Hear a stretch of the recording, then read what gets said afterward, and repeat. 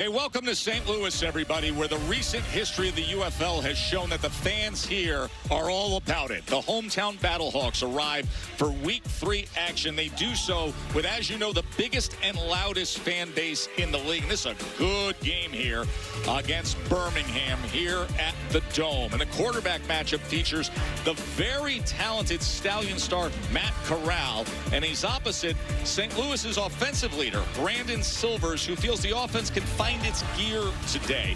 You look at the updated standings, you see Dallas, you just saw the victory there. So now Orlando and Dallas are 3-0, and this is a big swing game with two 1-1 teams. Glad you're with us this afternoon. Joe Tessitore, as always, with my partner, Jordan Rogers. Sam Acho will be our field level analyst, and with Tom Luginbill off on assignment, Brock Osweiler is here. We'll visit with Brock in just a little bit. Interesting twist that A.J. McCarron, you know him as a quarterback at Alabama, the NFL, and right here in St. Louis, returns now as a head coach for Birmingham. He does so with Matt Corral at quarterback. Yeah, I think this is the best version of Matt Corral we've seen probably since his time at Ole Miss with Lane Kiffin when he was setting the world on fire. Former third-round pick with the Carolina Panthers, now in his third year with Birmingham. He's confident. He's the guy. And I think that's what A.J. McCarron has done. Build that confidence back. He's at his best when he's playing point guard. The ball's coming out quick. They have the most talented wide receiver room in the UFL. They're tough to stop when he's at his best. By the way, with A.J. here and Brock here, it brings us back to Monday Night Football 2015. Week 16, Brock and A.J. battling into overtime as Brock Osweiler led the Broncos to a comeback victory over A.J. and the Bengals. Brock, now you've got the mic in hand, and he's a head coach. Well, thank you, Tess. I'm down here with Stallions head coach A.J. McCarron. We are very long removed from our Monday Night Football duel back in 2015. I'm curious, you've since traded in the helmet for a headset. How is the transition going from player to first-year head coach? Yeah, it's been awesome. Listen, we have a really good group of dudes that just know how to be pros. I've loved every minute of it, and hopefully we'll love it even more tonight. You, of all people, AJ, know how difficult it is for opposing teams to come into the Battle Dome and get a win on the road. You were the starting quarterback here in St. Louis for 2 seasons. What is the key for your ball club this afternoon getting off to a fast start? Yeah, the biggest thing we've been preaching all week is attention to detail. We can't beat ourselves. You look back at last week, we had too many penalties that hurt ourselves in the end. Can't do that tonight. Can't do that in here with this crowd. Go out, play the Stallion football, and let the chips fall where they fall. Thank you, Coach. Best of luck. And now, over to the St. Louis sideline with Sam Acho. I'm here with Ricky Proehl, head coach of the St. Louis Battlehawks. Coach, a tough loss last week. What was the message to your team throughout this week of practice? Start fast. We've been a great second half team. We got to start fast and early. Get it going early. What does it feel like to play in an atmosphere like this, Coach? You played here, you won here. How does it feel for you to now coach here? Well, anytime, it's awesome. Anytime you got fans like we have here in St. Louis, it's a 12th man. It ignites us. It gives us, that's just home field advantage, and it's awesome playing here. Thanks so much, Coach. Thank you. Appreciate it. Yes, sir. Ricky Proehl, who caught the game-winning touchdown in the NFC Championship game. Of course, part of that Super Bowl winning team, the greatest show on turf with the Rams offense. Now the head coach here in St. Louis. Well, he said they want to start fast. Birmingham won the toss. They elected to defer. So Brandon Silvers and that Battlehawks offense on the field in moments.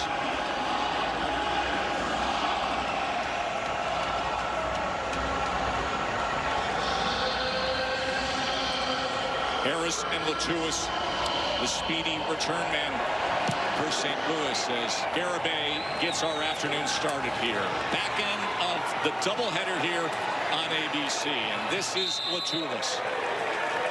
So let's say hello to Brandon Silvers. As you look at his career through the years, he was excellent at Troy, was a 10,000-yard passer at Troy, and then comes the pro path, Jordan. Yeah, he's a veteran of the Spring League. He's been a part of the UFL, the XFL, the AAF in 2019. A guy that maybe wasn't expected to be the starter in camp. but has always been a solid option for them. And with the talent they have, in particular with Hakeem Butler and the talent they have in the backfield, if he can manage a game, this offense can get rolling. Howard's going to take it straight ahead on the opening play as he goes for a gain of 3. Yeah, I just mentioned Hakeem Butler, his first week back with St. Louis last week. There was a little bit of rust. He was working out with Brandon Silvers, but they got to get the run game going. Jarvion Howard is really talented. They need to help Silvers out. And on the other side, up front, Perrion Winfrey is activated, the former fourth-round pick. And on the back end, Stephen Gilmore will be a matchup to watch with Hakeem Butler all night. Celtics there. Celtics there. Turbo. Ready, go. Second down, they keep it on the ground as Howard takes it just beyond the 40-yard line. It'll be 3rd and short. A.J. Smith is the spring pro football veteran play caller. Give me red. Go. Hum to trips right, 53 Island. Hum to trips right, 53 Island. Here we go. Hey, 53. 20 seconds. Ready? Text me.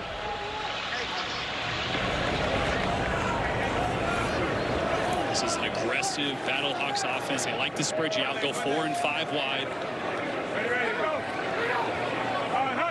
3rd down and 3. Silvers' first pass attempt of the afternoon. Plenty of time as he goes downfield, but couldn't connect with his big target, Hakeem Butler. So Ricky Prohl said, hey, we want to start fast. We want to find that gear for this offense, and it's going to be a 3 and out. Yeah, you heard island, right? Well, they put Hakeem Butler to the left on an island. That first read wasn't there. He's got to stay patient in the pocket. You see Ja'Cour Pearson comes wide open over the middle of the field, gets happy feet a little bit. That's one thing we talked to Silvers about. He's got to stay in the pocket, not drift, and move off of reads too quickly. Already seeing that to start this game. So Sanborn on to punt away. Barber is the return man who puts his heels inside the 10-yard line. And this is a high sky punt that is fielded at the 4-yard line by Barber. And he makes the most of the return, taken down at the 22. So Matt Corral is the quarterback for Birmingham. Of course, so many SEC fans know him well from his time at Ole Miss. He was a 3rd-round draft pick by the Carolina Panthers after that 3-year run as the starter at Ole Miss, Jordan. And extremely talented. I mean, the arm talent is off the charts. And I mentioned in the open, when he plays the game like a point guard, when the ball comes out quick, whether it's off an RPO or just getting the ball to his playmakers in space, he is at his best. The 2 interceptions last week were the game changers. That's why they lost that football game, and 2 mistakes that he didn't have to make. So when he doesn't force the football, this Birmingham offense is really tough to stop. Well, they're going to bring this back. There was a late flag on that return. So with the holding call, they are pinned inside the 5-yard line. And let me tell you something, this dome is loud as can be already.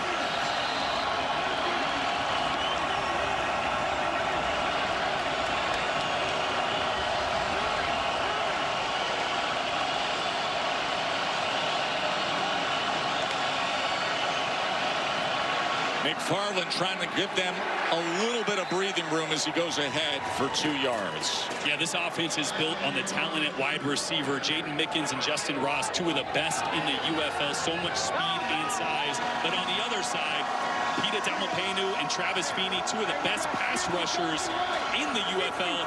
Tamapenu was the UFL Defensive Player of the Year last year. They have to affect this game to get after Matt Corral. His 2nd year in St. Louis for Pita, their star defensive lineman. 2nd down and 8. Corral from his own end zone. A lot of traffic and it's picked. It's Williams for a pick 6. Jordan Williams. Boom.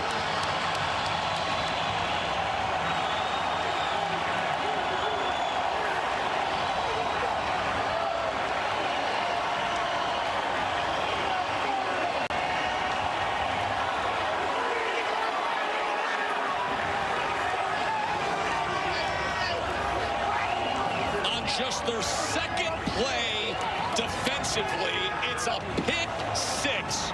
Jordan Williams, the former Baylor Bear. Already this defense, this crowd affecting the game. No sacks last week for St. Louis. The defensive front is usually their strong point. Didn't have a great game, but already forcing a bad decision from Matt Corral. Conventional point after touchdown from McCann. Watch Taylor Stallworth. He's going to get in the face of Matt Corral right here. He's rushing up here. He's going to get in the face of Corral. And then you see Jordan Williams just reading Corral's eyes the whole time, dropping into a curl position. And Corral has got to not force that football. That ball cannot be thrown. You see Stallworth getting in his face. He double pumped it and then tried to throw late with a guy in his face, and a zone defender, Jordan Williams, sitting in the curl area, reading his eyes the entire way. I mentioned it. Interceptions and forcing the football was the story for Matt Corral last week. He couldn't do it. First throw makes that mistake again. I'm here with Jordan Williams. Akeem Butler just shook your hand. You said, I feel like you feel like a receiver. How does it feel to get a pick six at home? Man, it's a great way to start off the game, man. We wanted to score on defense, bro, so we was able to do it today. And it's just a great start to the game. We're going to keep doing it all night. What did you see to get that interception? So our coverage that we had kind of dropped out the back. He stayed in, and so I just read the quarterback guys and ran right into the ball. Awesome. I'll let you catch your breath, Jordan. Outstanding job. Thank you, bro. Appreciate you.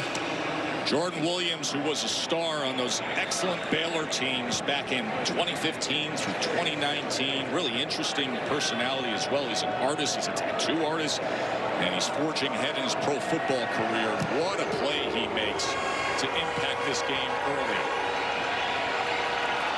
This is Shenault on the return. So now he's got to go right back out there. Does Matt Corral. Yeah, he's throwing a slant to the right to Deon Cain. That ball's going to be out now. If it's not out now, you're in the second window for a slant. You can never throw that. For a slant, the ball's got to be out on time, or you got to throw it away, throw it at his feet. You cannot be late over the middle of the field. Big mistake from Matt Corral.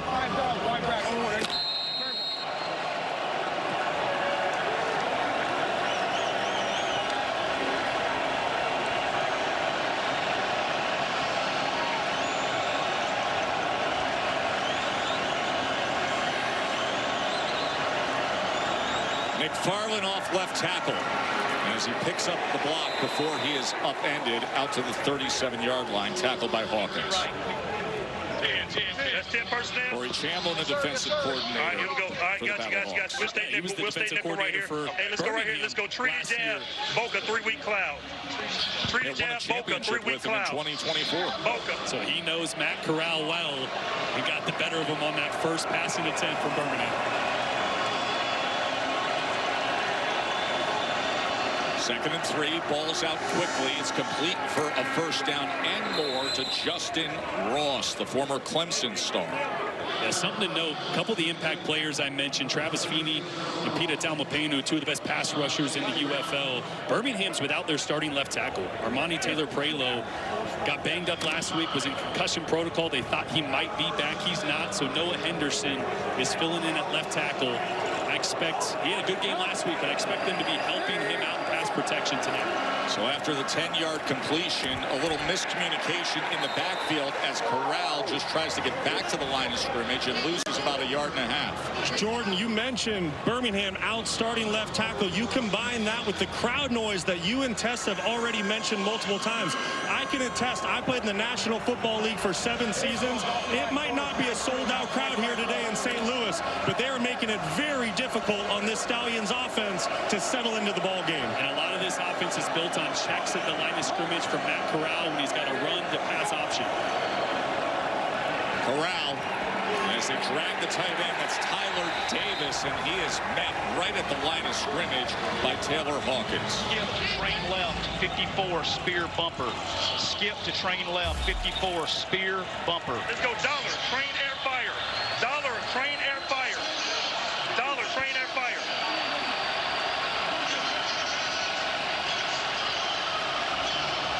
Just what Brock was talking about. How this dome echoes with the roar, especially on a 3rd and 11.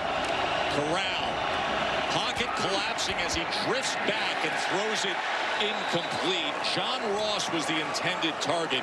It was Carlos Davis who was getting the pressure on Corral. I mean, just look at the right side here. You can call it pass protection. It's not really. It's just survival on that side of the offensive line at this point with Pita and Carlos Davis.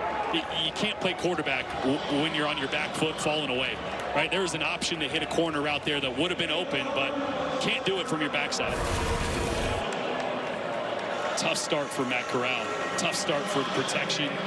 This offense got to get back in rhythm, fixing things on the side. Colby Wadman on to punt away for Birmingham. Sean Fresh is the return man. And this is back rotation that settles in inside the 10, where Fresh takes a good return as he is able to split coverage and make it out just beyond the 20-yard line. Well, the defense comes out and puts a touchdown on the board. Now,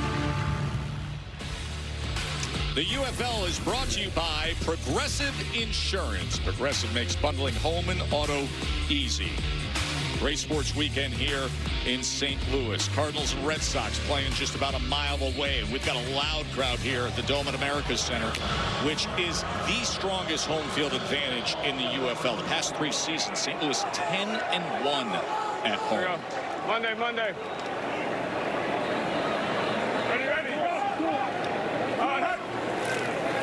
Latulis, he's the speedy back. As he patiently was waiting for his blocks.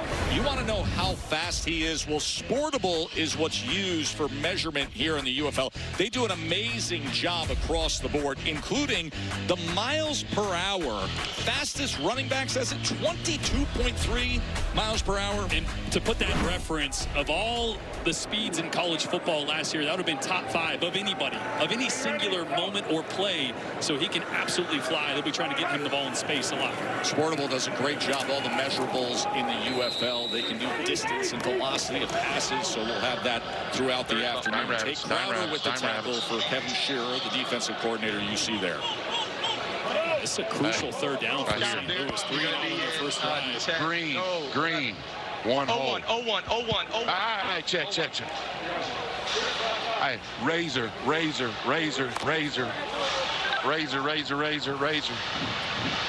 the MA attack? Changing things up there at the last second on defense. So they're going to be playing man coverage. 3rd down and 5. Silvers, one of his offensive linemen got backed up right into him, and the pass is incomplete as he couldn't connect with McBride. That was a great little stunt. Little TE stunt. So the tackle is going to go first, and then the end's going to loop around. He's going to punch Spencer Rowland there, the right guard, back into the lap of Brandon Silvers. And another 3 and out. Remember, Ricky Prohl mentioned we need to start fast. They didn't last week. Played from behind, changed the way they had to call plays. They want to be balanced on offense, but playing behind the sticks and 2 straight 3 and outs ain't the way to get it going. 2nd straight 3 and out for St. Louis. Sanborn on to punt again. Play. Cannot challenge anything. It has to be during the play. You can't challenge a dead ball foul. It has to be a live ball foul. Correct. Okay, so there is no challenge. No challenge. No, it's a dead ball foul. It was after his play was over. Is he going to get time? No. Let him pick it up, and we'll move on. Dean Blandino in the UFL Command Center. It's 4th down. There's a complaint afterwards that the receiver was just smashed by Tay Crowder after the play was over. There's a replay that went up here. Yeah. A.J. McCarron, the young head coach for Birmingham. Of course, former Alabama star, NFL quarterback Ricky Prohl, the former 2-time Super Bowl champion, the head coach for St. Louis.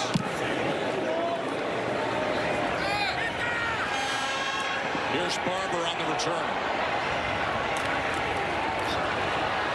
And that affords us the chance to listen in to A.J. McCarron with his quarterback, Matt Corral. Underthrew, I can't stare there and then pump fake and double hits that. Yeah. I got to get off of it. Watch. He threw it. He's open right out of the break. I got to throw it, or I got to go back to the halfback. Great little insight there for A.J. McCarron, a guy that just was doing it at a high level in the NFL, here in the UFL just a couple years ago. That relationship between him and Matt Corral is really strong this quickly into the season. Snoop Connor goes straight ahead. Brock? I'm here with Stallions backup quarterback Michael Hyers. Michael, let's take the folks at home into the mind of a quarterback on this series, if you don't mind.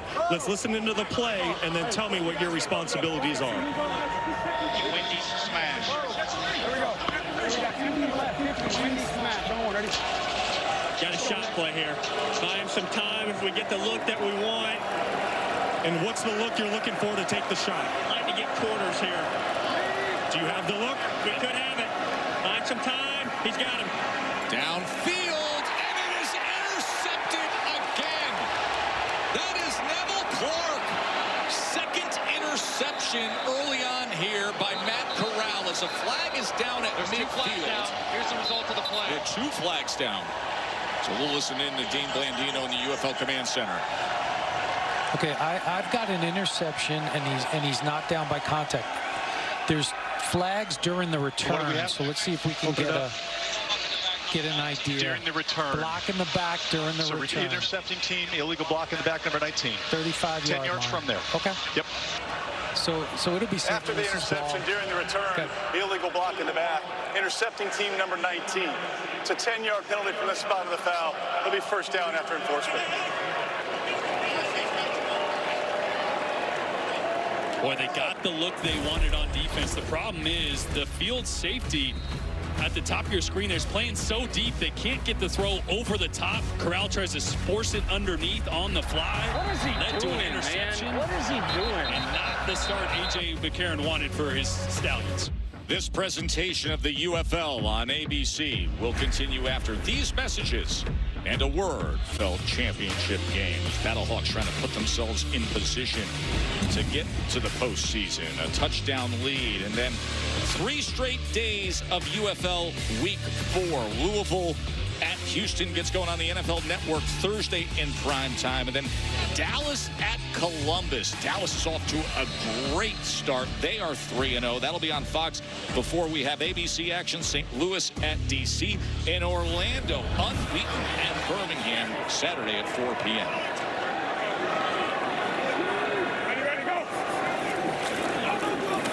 Harris, he is met in the backfield and driven back, tackled for a loss. Outstanding work by Bledsoe and Green Bay. Well, just trying to get something going on first down, but look at the penetration on the front side of this. Green Bay was all over, great inside move, and then forced Howard to bounce that even further. No shot there. Loss of 3 yards. Touchdown lead thanks to the defense. Only 10 total yards by St. Louis early on. Silvers going to take a shot downfield. And it is overthrown as he couldn't connect with McBride, and a flag comes in late. 14. Defense. Number 14. Pass interference. Defense number 14. The ball will be placed in the spot of the foul with an automatic first down. That's Hudson Clark. And trying to hit Stephen McBride downfield. I don't think that was on 14. I think that was on Stephen Gilmore. Yeah, a little earlier on the play, probably holding on that. So they got the number wrong there, but the call was right. Definitely restricting McBride from going downfield. But I tell you what, Tess, early in this game, you got one-on-one. Throw to Hakeem Butler, the 6'5" receiver down the other side with one-on-one. Not the guy that has 2 catches on the season so far. A couple years ago, Butler was the offensive player of the year in this league. The other 45. The enforcement. The penalty occurred at the 45-yard line short of midfield. It will be reset with the first down. Oh, no, I'm looking at it. Cleaning things up. Butler was dealing with an injury, recently came back this week. That is the UFL Command Center. Incredible transparency in the officiating in this league. Quick to resolve issues. Swing screen you heard there. Latulis, the speedy back. Should be an opportunity for him to get the ball in space. Here they do that as they swing it to Latulis, as he's able to drag a defender ahead to midfield. And so right at the 50-yard line, this is going to be just a nose over. So remember, in the UFL, are they saying it's over now? Are they going to have to go for it on fourth down if they get there? They just inched it forward. Okay, so that new rule, if you cross the 50, you got to go for it on fourth down. So that definitely changes how you call second and third down as you cross midfield. Ready, go. 2nd and 5. Again, getting the ball out quickly. They do so to Pearson. So here is the scenario that you described, which I believe, and I think everybody who's been covering the league closely this year believes, has made the game far more interesting. 33. Because normally, if you don't pick this 3rd and 3 up, they just punt it. Absolutely. Right? Play the field position game. But now, since you cross the 50, you have to go for it on fourth. Denver, punch out. Hold on, ready. Watch slow-mo. There you go.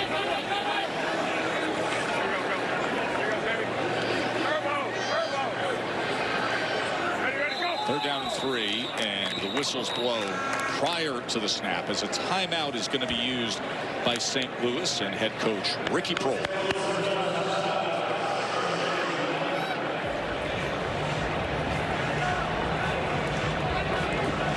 Tyler Fulgham is our betting analyst today. Tyler, how you tracking this game? What are you looking at?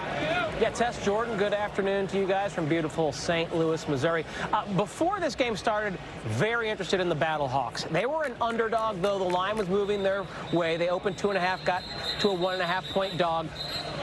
In the Battlehawks' history there at the Battle Dome, 3-0 against the spread, 3-0 straight up as an underdog. A great spot to bet on them. And even though now with the 7-0 lead, they are favored on the live line, I really do think this is a spot where you can look at St. Louis. Especially if Birmingham scores to even this thing back up, I jump right back in on the live line of St. Louis again. This is a game where I played them on the money line, plus the points as a dog coming in. Now, Tyler mentions the home field advantage. We told you 10-1 straight up at home over the course of the last 3 seasons. So that is where Tyler is in terms of playing this game. Harris on the carry on third down. He's going to be about 1.5 yards short of that line to make. So here is the scenario of a fourth down where, because of the new rule, you're forced to go for it. I right, Denver lead. I right, Denver lead on the turbo. I right, Denver lead. Real. Solid. Real. Solid. Real. Solid. Real. Solid. Right up the middle with the lead there. Get down. Tyler Neville at tight end playing fullback there in the 3-point stance. Fourth down, got to have it. And charging ahead and moving the chains is Jarvion Howard. It's a great job there. Great push from the right side of that offensive line. Actually subbed in 2 new offensive linemen, fresh guys, right before that play. And it paid off. Really good push there. Howard was able to fall forward for that first down. That kind of gets some pressure off this offense that has struggled early so far in this game.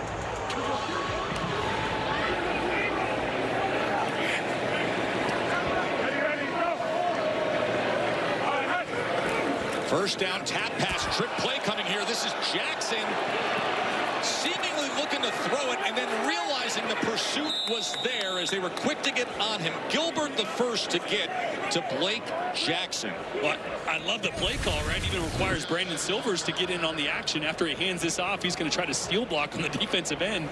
Gets in his way enough. Problem his coverage downfield was great, but Blake Jackson's a guy that was an All-American quarterback for D3 Mary Hardin Baylor. So a guy that is dynamic with the ball in his hands, yes, but can also throw it.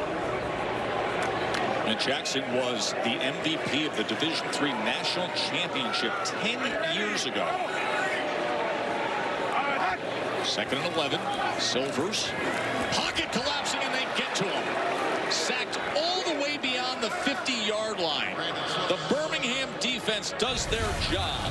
Ukwa getting involved, as was Gilbert. And it's great. It's a green dog, which means as soon as that back exits, the linebacker sees him, then he's going to add to the rush. It's not necessarily called a blitz, but as soon as the running back goes the opposite way, that play side backer blitzes, and it's a free shot at the quarterback. And that is what Birmingham didn't do last week. 0 sacks. They weren't able to affect the quarterback already so far, making Brandon Silvers uncomfortable. By the way, 3rd and 18, they already crossed midfield. So remember, they would have to go for it on 4th down. And he's able to connect and hook up with Stephen McBride.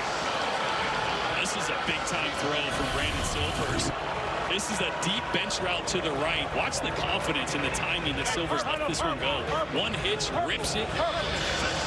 McBride, great job, great route, getting inside leverage and breaking back out. So now a 4th and short after they pick up 16 yards.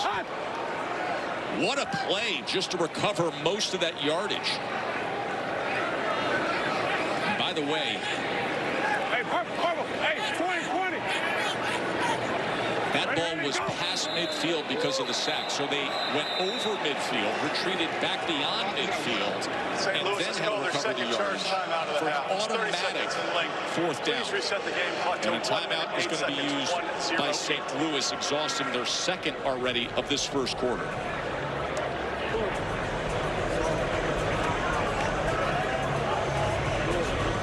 Again, I just love this wrinkle. It's a place on the field where normally you go, okay, maybe a little long for a field goal. Let's take a delay game. Let's back up and just kick it, which is boring. It makes you go from disposable football that's meaningless with no risk and no reward to impactful football between the 40s, really. Yep. And as much as you want to pick up the first down, you got to also be careful. Don't want to take a sack. Don't want to give Birmingham better field position. So a great wrinkle to UFL football. And they're going to send Tyler McCann onto the field for the long field goal attempt. Keep in mind, of course, one of the other new rules is a 60-yarder is worth 4 points. This is a 54-yarder, but McCann's got a very big lead. In fact, he made a 58-yarder in week 1 against DC.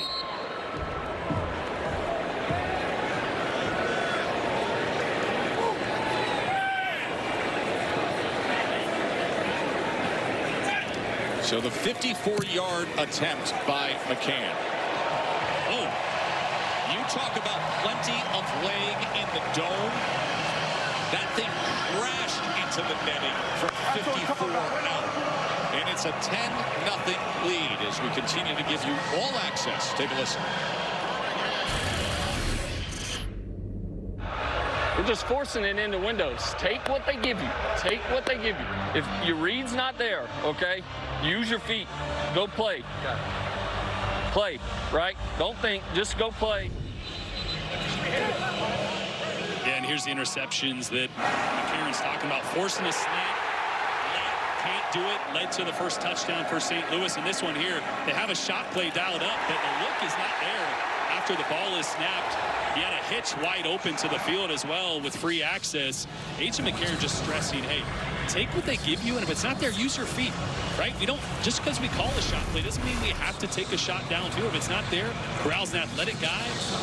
Great little insight there of a former quarterback talking to a quarterback, trying to get his guy to see things better and play with some more confidence. And to your point, Jordan, don't forget earlier in the week when we visited with head coach A.J. McCarron, he said the message to the quarterbacks is take what the defense gives you. Eventually, they will give you the game. It's a knuckler of a kickoff that'll be fielded by John Ross, and he will take a knee in the end zone.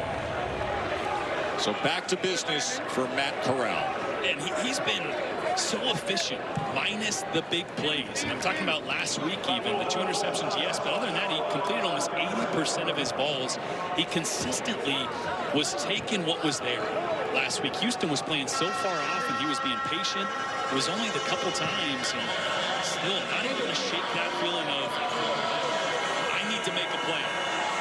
And that's kind of what we saw last year, as he was looking over his shoulder a lot, was not the full-time starter. Skip was hard on him. I expect the first time we see Corral throw it on this drive, it's going to be something easy, something to get him back in rhythm.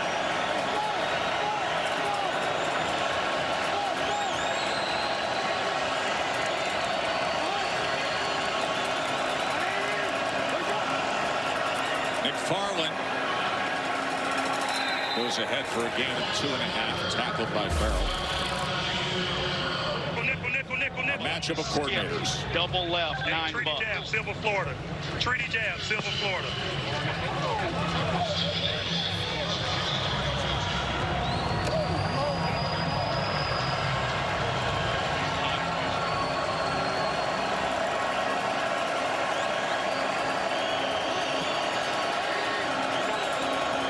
Second and 8. McFarland again. Block Rutgers in front as he turns the corner and makes his way to the 28-yard line.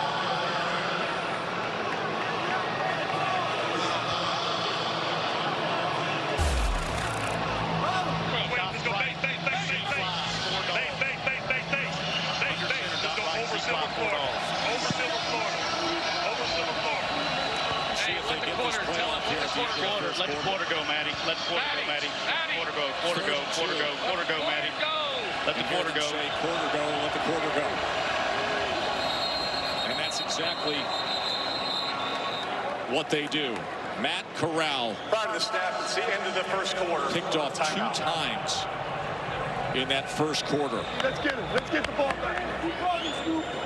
St. Louis, that noted home field advantage. Their defense with a pick 6.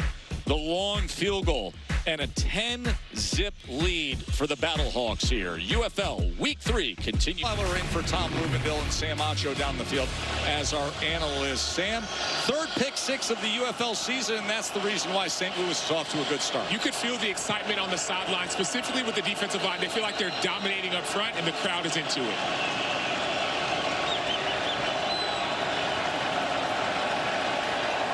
Matt Corral quickly out into space to Kane. Flag is down at the end of the play. Pass interference, and they're going to walk this back. on the offense.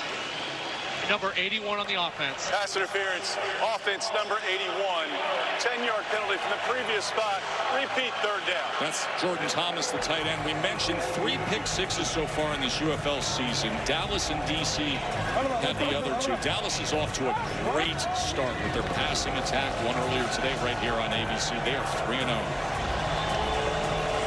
It'll be interesting to see what defense St. Louis lines up in. Last play was over backer 1 and base. This play, longer down the distance. They're in nickel, so it looks like it might be a 4-man rush.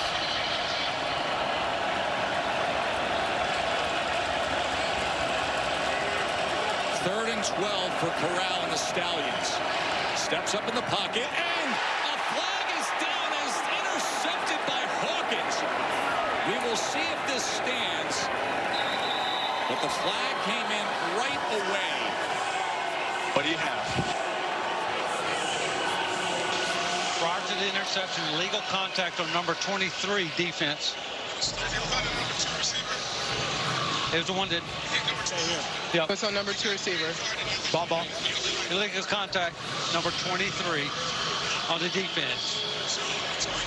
5 yards. Spot, automatic first down. Prior to the interception, illegal contact, defense number 23. The 5-yard penalty is enforced in the previous spot and includes an automatic first down. Another risky decision. It was a really good call. You're going to see the contact once we get to the top of the round here. I want to show you 2 things. First, I'll circle the contact right here. There's contact there, but look at the wide open. Just work through your progressions if you're Matt Corral. That is, you're forcing the ball over the middle of the field when you have a guy on the outside wide open short.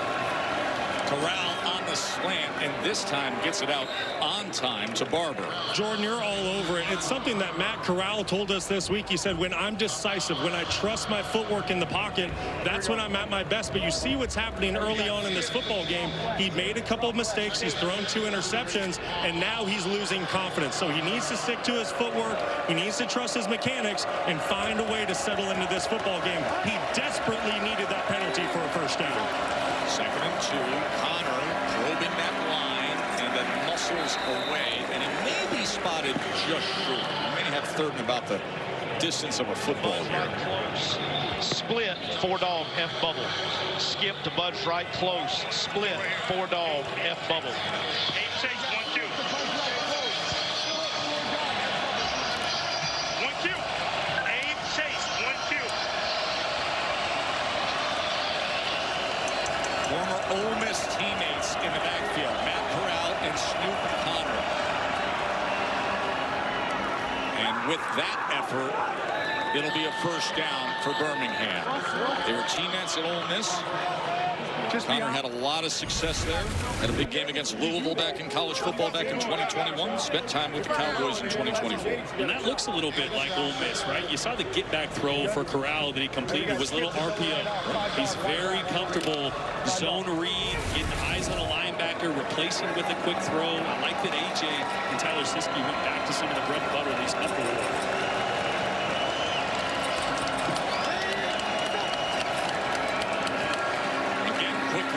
This is Tyler Davis, tight end, who had great success at both UConn and Georgia Tech before being a 6th-round pick of the Jacksonville Jaguars. Yes,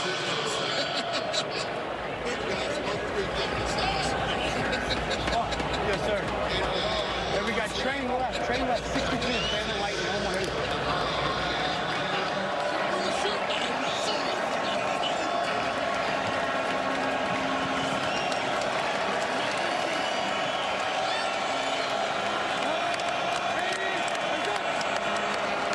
Second and 6. Backing up, looking for anything, extending the play. Before he checks down to McFarland, and McFarland is out to the 47-yard line. Let's go. It'll be 12 down from there. 12. We got trips right, F short, split, 4 dog. Trips right, F short, split, 4 dog. Yeah, I got you. Let's go right here. Hey, toes backer 1. Toes backer 1.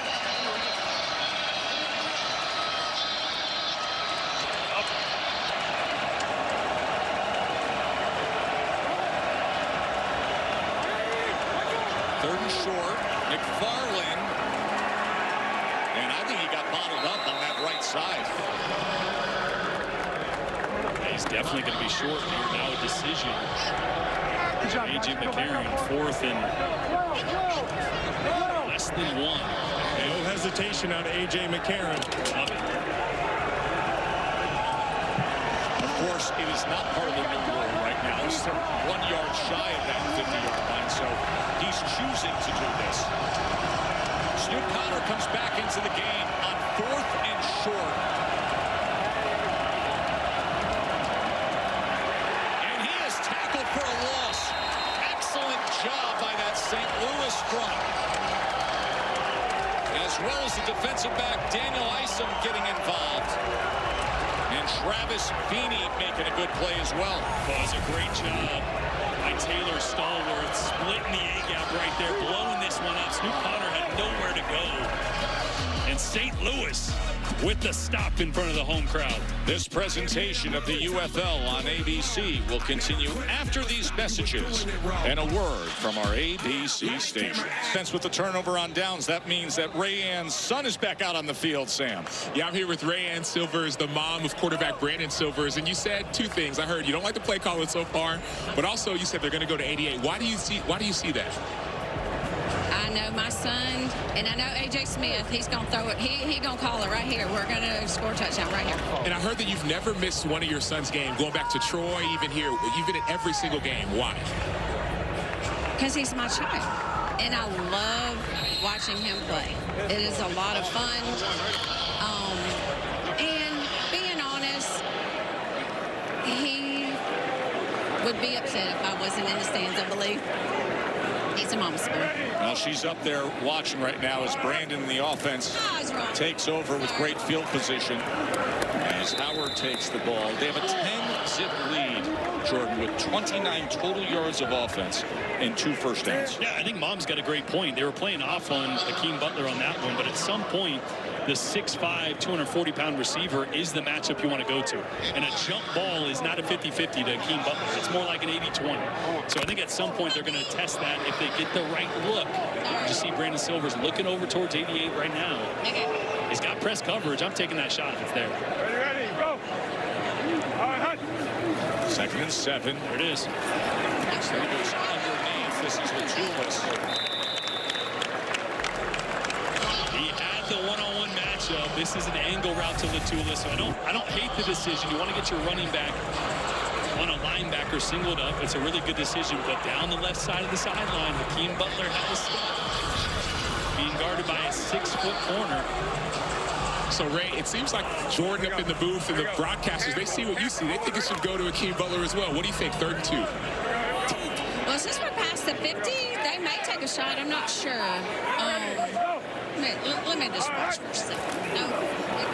3rd down and 2 as Latulis is stopped. It is a 4th down coming up. That was JoJo Tillery making the tackle. Now what? Now what do you think? We're past the 50. We can't punt it, as you know the rules. What's next? We're going to get a first down right here. There you go. Run, pass. Quarterback sneak. If it were me, I would have a little short slant outside to the right, but it's not me. And so let's see what happens. Screen pass, maybe. 4th and 2. Silvers, Ray and Son. Intercepted. The Birmingham defense comes up big with Tay Crowder. And Crowder on the return with blockers in front. Excellent return by the former Georgia Bulldog.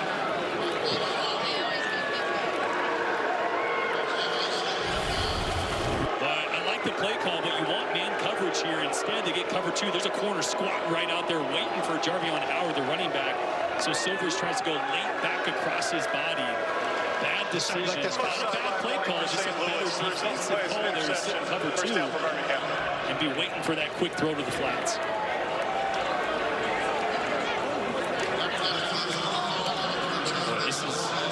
This is really a war of attrition right now. Which quarterback is going to protect the football is going to be the team that's going to win. Corral has thrown 2 interceptions. Then moments ago, the turnover, Brandon Silvers pass return 35 yards.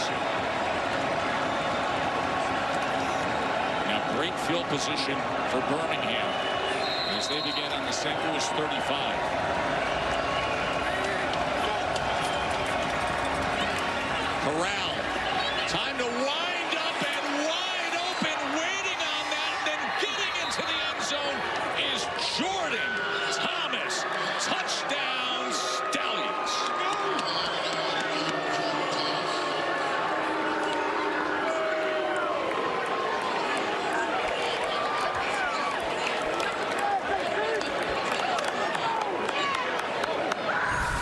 Boy, it was the perfect play call for a corner blitz. You see the corner blitz coming from the right side. That means that safety then scoots up and the tight end leaks all the way from the opposite side. And the reason that was underthrown is Corral had to let that go so early. Thomas's eyes weren't up yet. He didn't want to overthrow him. And Jordan Thomas, great concentration, the big 280-pound tight end.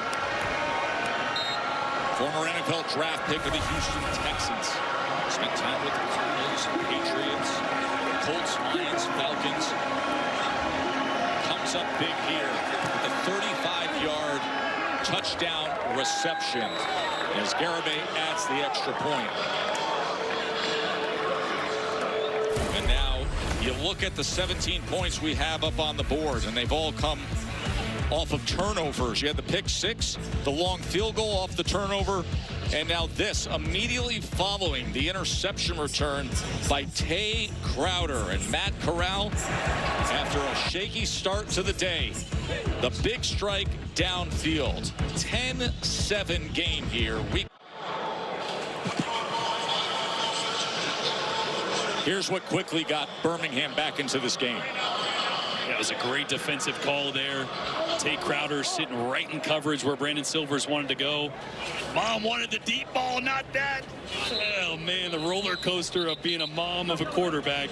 The highs and the lows, and then Birmingham, the perfect play call against corner blitz. No safety help over the top. Jordan Thomas leaks from the front side to the back, and a great circus catch to close that one off, and Birmingham answers. Tay Crowder had that interception, by the way, was Mr. Irrelevant in the 2020 NFL Draft. He was the last pick of the 7th round, went to the Giants. Glad to have Brock Osweiler with us. I'm here with Stallions quarterback Matt Corral. Tay Crowder, what a play he made for your defense to set up the offense, to give you that chance to throw the touchdown. Walk me through that touchdown that your offense desperately needed. Yeah, so we're going to 12 personnel here. We're expecting them to match up with the big, so we're going to get a one high on the man here. 12 personnel, 2 tight ends, correct? Yes, sir. We motion over the tight end just to get the attention over here. We got a play action.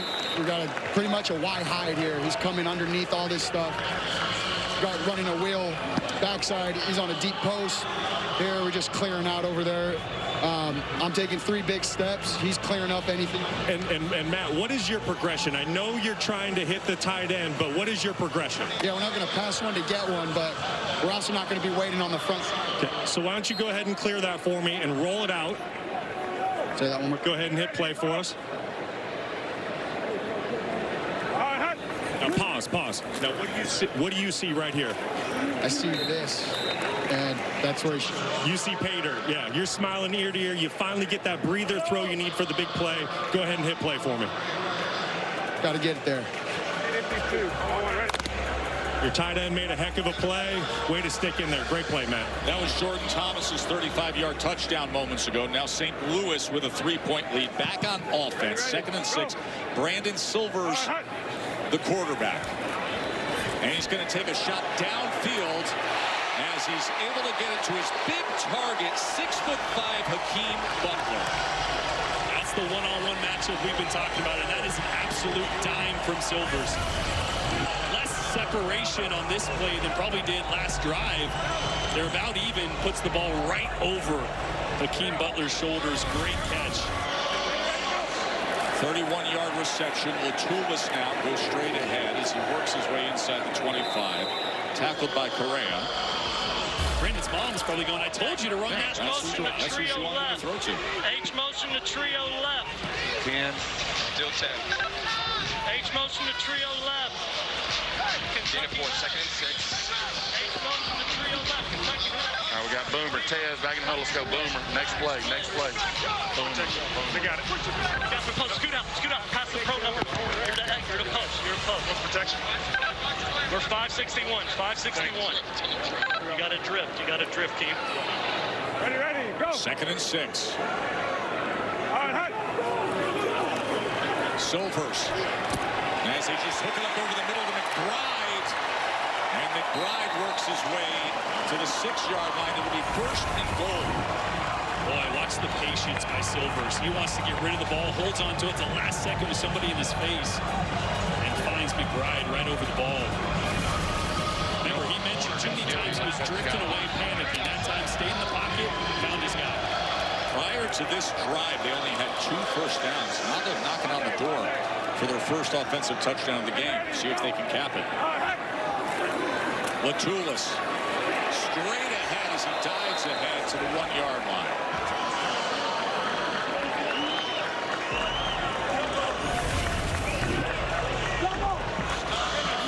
Really good push there. Latulis, great job, stutter step, finding the hole and getting north and south. See if they can finish it off. A couple tight ends in the game. Neville comes in to play fullback in the I formation with Latulis as the tailback. And Latulis is gobbled up right away. It was a good play by Crowder, who just had the interception. They brought in an extra offensive lineman there, too. Boston G lead on Make the sure they report again. Make sure they report again. Report. Make sure the O-line reports. Here we go. They made it back. Here's your pass here.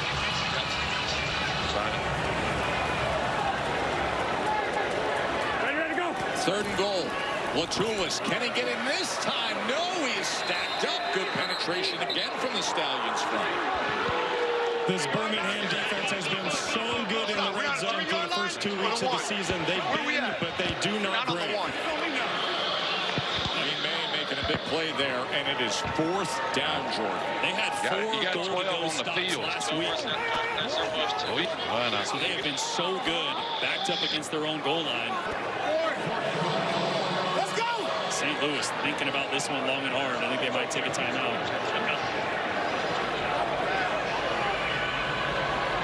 Timeout! And that's exactly what they're going to do. Ricky Prohl is going to utilize a timeout here. It's interesting to see Brandon Silvers manage this drive. You know, prior to this drive, we were mentioning the first downs. They only had 2 first downs. They only had 29 total yards prior to this drive. It's 60.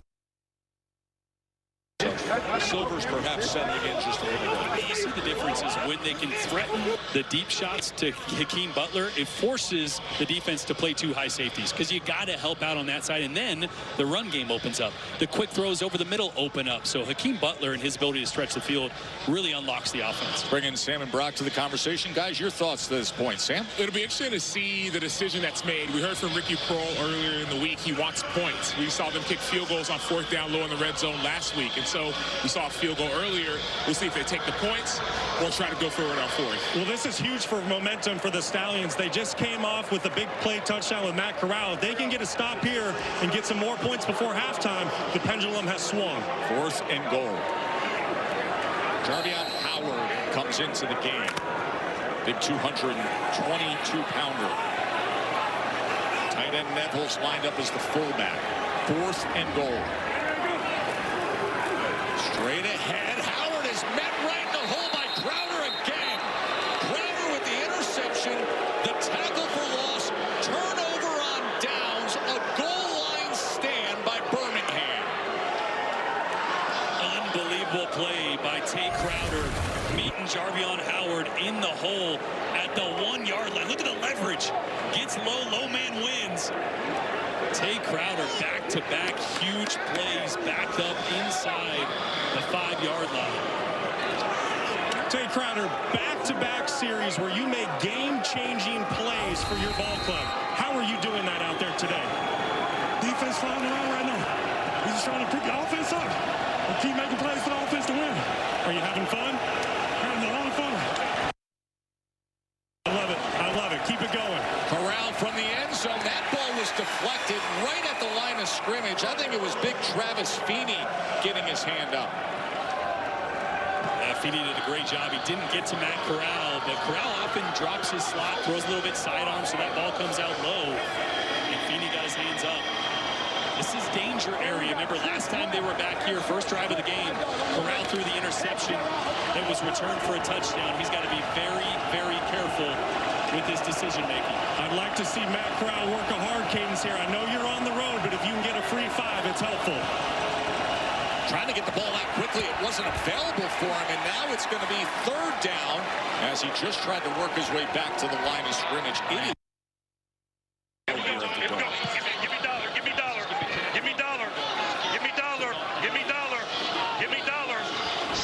Least takeoff. Let's go. Take a shot. Skip Dolphin left. 60 least takeoff. Fresno Wendler. You heard Tyler Siskey there. Watch the draw. So they're going to try to push the ball downfield. Can they protect against these talented pass rushers? Here's 3rd down. Pocket collapsing, and it's incomplete. He was hoping for the best from Deion Kane, the former Clemson star, but Clark was there defensively. Roughing the passer. Yes, he got to go. Number 96, double action, kind of taking him to the ground with 96 body weight. Corral went down very Personal hard. foul, roughing the passer, defense number 96. That's a 15-yard penalty from the previous spot that includes an automatic 1st down.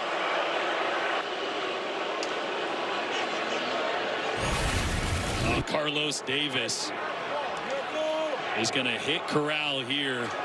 It's really about finishing. Davis goes over 300 pounds. And they were trying to hit a little hitch and go. Maybe it was just a hitch, but Deion Kane just keeps going downfield. Carlos Davis had a bad roughing the passer penalty last week that stopped St. Louis from getting the ball back late in the game. And again, a big mistake with Birmingham backed up. Former Pittsburgh Steelers draft pick. Former Nebraska Cornhusker star, and the penalty gives him a 1st down. As Connor, ball comes out at the end of the play. St. Louis has it. Snoop Connor fumbles it away, and St. Louis recovers inside the 15-yard line.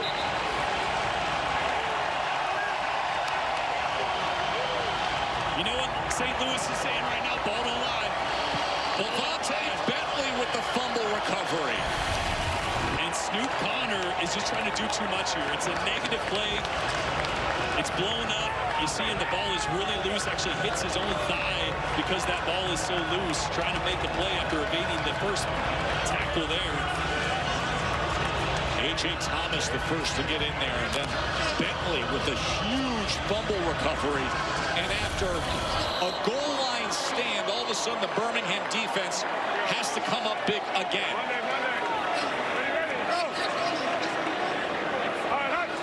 Silver's back to pass after the turnover. That ball's floating in the air and was nearly intercepted by Alex Cook. It was Blake Jackson who was the intended target. What is happening right now? This game is wild. Big fumble, St. Louis, and almost gives it back here with a deflection that Alex Cook almost brought down. Look at the hat cam view. That is our exclusive hat cam view. That is being worn by part of the officiating team. Great look at all access of the UFL. 2nd and 10. Silvers. He is brought down and sacked back at the 22-yard line by Bledsoe. This is a great individual pass rush move by Bledsoe. He's almost releasing wide, thinking like there's going to be a stunt. Works back inside across the face of Spencer Rowland, the right guard. How many turnovers do we have? Nobody can protect. The ball's all over the place. We still got 2 minutes left in the first half. Wild action here. Week 3 of the UFL. Big swing game early in the season. Stallions and Battlehawks back and forth they go. This St. Louis defense has been swarming from Jump Street. The pick 6 to start the game off. Got their hands on another one from Matt Corral, and then the defensive front has really taken over this game, forcing the fumble by Snoop Connor. This St. Louis defense is known. Ball don't lie. Ricky Prohl saying, ball don't lie. Ricky Prohl. It's his offense that has to find a little something. They were stopped on a 4th and 1, a 4th and goal at the 1-yard line, and now just sacked, coming off of this 2-minute warning and facing a 3rd and 20 from their 22-yard line.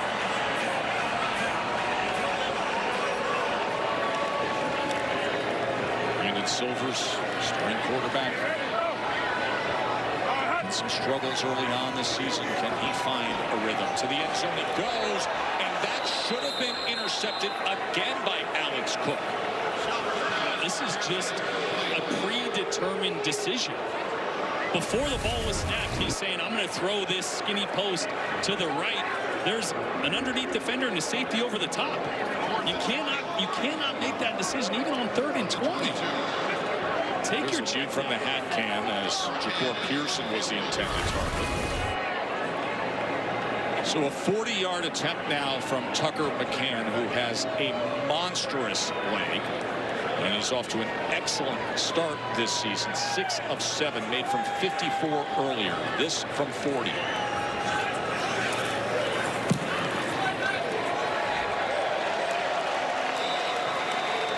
And with that, he pushes their lead to 6 points. Brock? Thank you, Tess. I just spoke with Stallions quarterback Matt Corral. He was banged up on that last series, but he gave me the thumbs up. He said he's good to go, and I expect to see him out there for this 2-minute drive. Michael Hires is the backup if it does come to that. The local Birmingham product who played at Sanford. Matt Corral, 6 of 10, 63 yards, overcame the 2 interceptions, and had the 35-yard touchdown pass to Jordan Thomas. And this is where Corral really thrives, the 2-minute drill. Why? Because the plays get simplified. It's more about just getting 5 yards here, 6 yards here. He's not thinking take a shot. He's thinking be methodical. And when he's methodical and he takes what the defense gives you, he's really good. Just hasn't done that tonight. Has all 3 timeouts to work with as they're getting the ball back with under 2 minutes to play. Chaotic moments in this first half. With all the turnovers and then the turnover on downs we've had as well. Ryan Sanborn. Kick away. Can't. And this goes out of bounds. Actually, they did go with Sanborn there. Starting puncher, and he kicked it out of bounds. 30 yards spot of the kick. First down. Confidence was the one thing that I came into this game saying I saw a little bit from Matt Corral that I hadn't seen the last couple years. He was kind of looking over his shoulder a lot last year, wondering if he made a mistake, would he get pulled? 61, Y Seattle, on 1 ready. He's playing so much more free this year, so much more confident. Haven't seen the best version of him so far, but this 2-minute drill, it's a chance for redemption. 6 drives, 3 turnovers for Birmingham. Let's see how he manages things here. Corral. That is incomplete. Brock is with Michael Myers, the backup quarterback. We can listen into the play calling with them.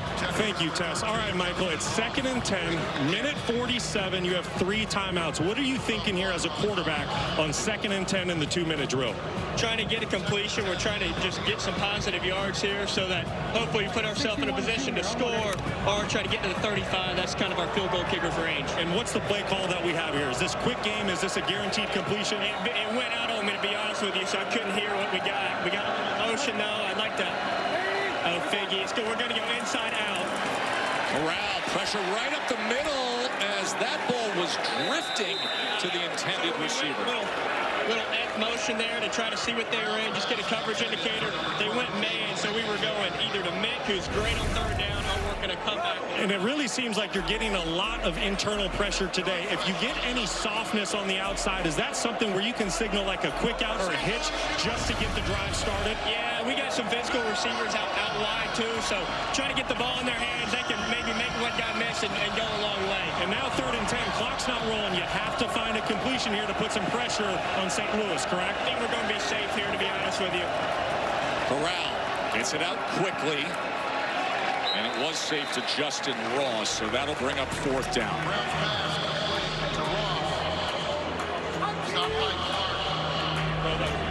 The offense is still out there. Hey. This is aggressive. You think it's maybe just a hard count, Jordan? Yeah, you're 4th and 4, so if you get him to jump offside, it'll be a 1st down.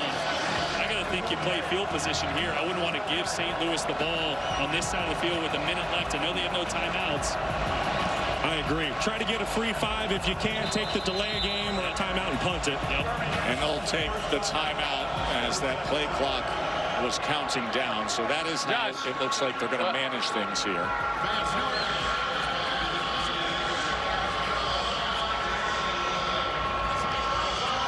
What we see on the pass over the middle right there. All right, so when I saw him go into the ground, but there was no contact to put him to the ground, and the guy just reached over to the ball. That's what I saw. Okay. Head coach A.J. McCarron. It's funny to say that, head coach A.J. McCarron, for obviously a generation, a young generation of football fans that know him as the star Alabama quarterback, and then the Bengals quarterback. Played 8 seasons for 4 different NFL teams, and that was first year as a head coach.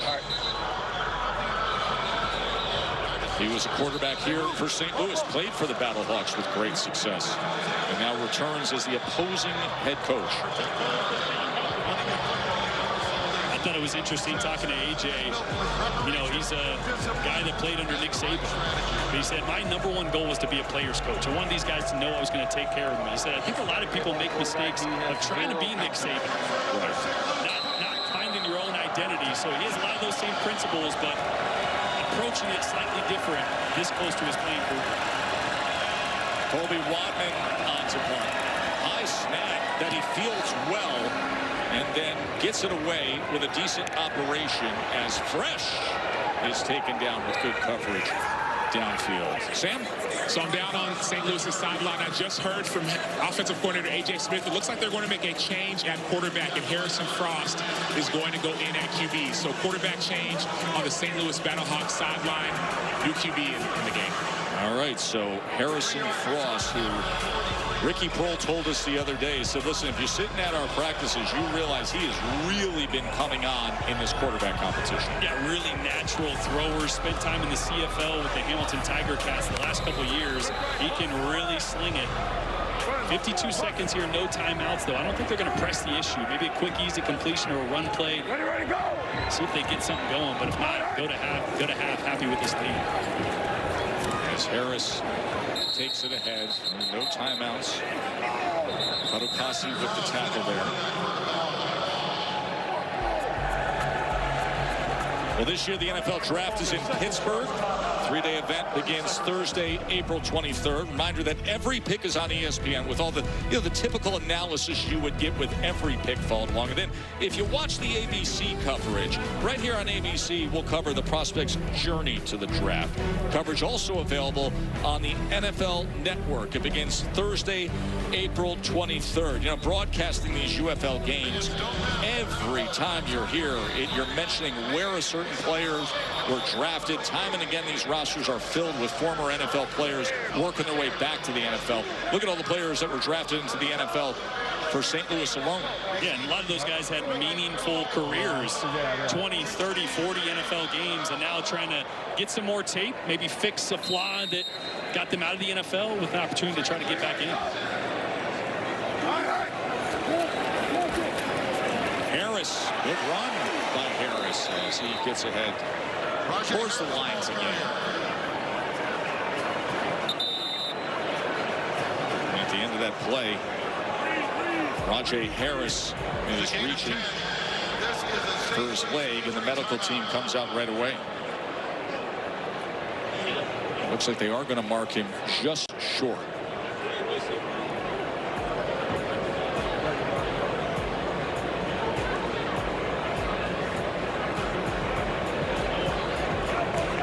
Good to see him pop up so quickly. He was a star at East Carolina.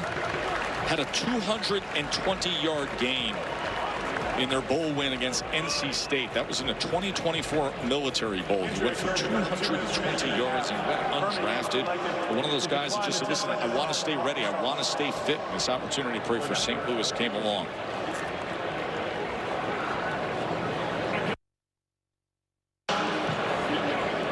Is number 11 Harrison Frost now in at quarterback. Brandon Silvers started the game, was 7 of 12, 75 yards, interception, and was sacked 2 times. Remember, Birmingham with 1 timeout remaining as St. Louis faces his 3rd and 1. Latulis, as he will get the first down for St. Louis. So we'll let this thing run to half. It's Birmingham, I believe, will get the ball after half.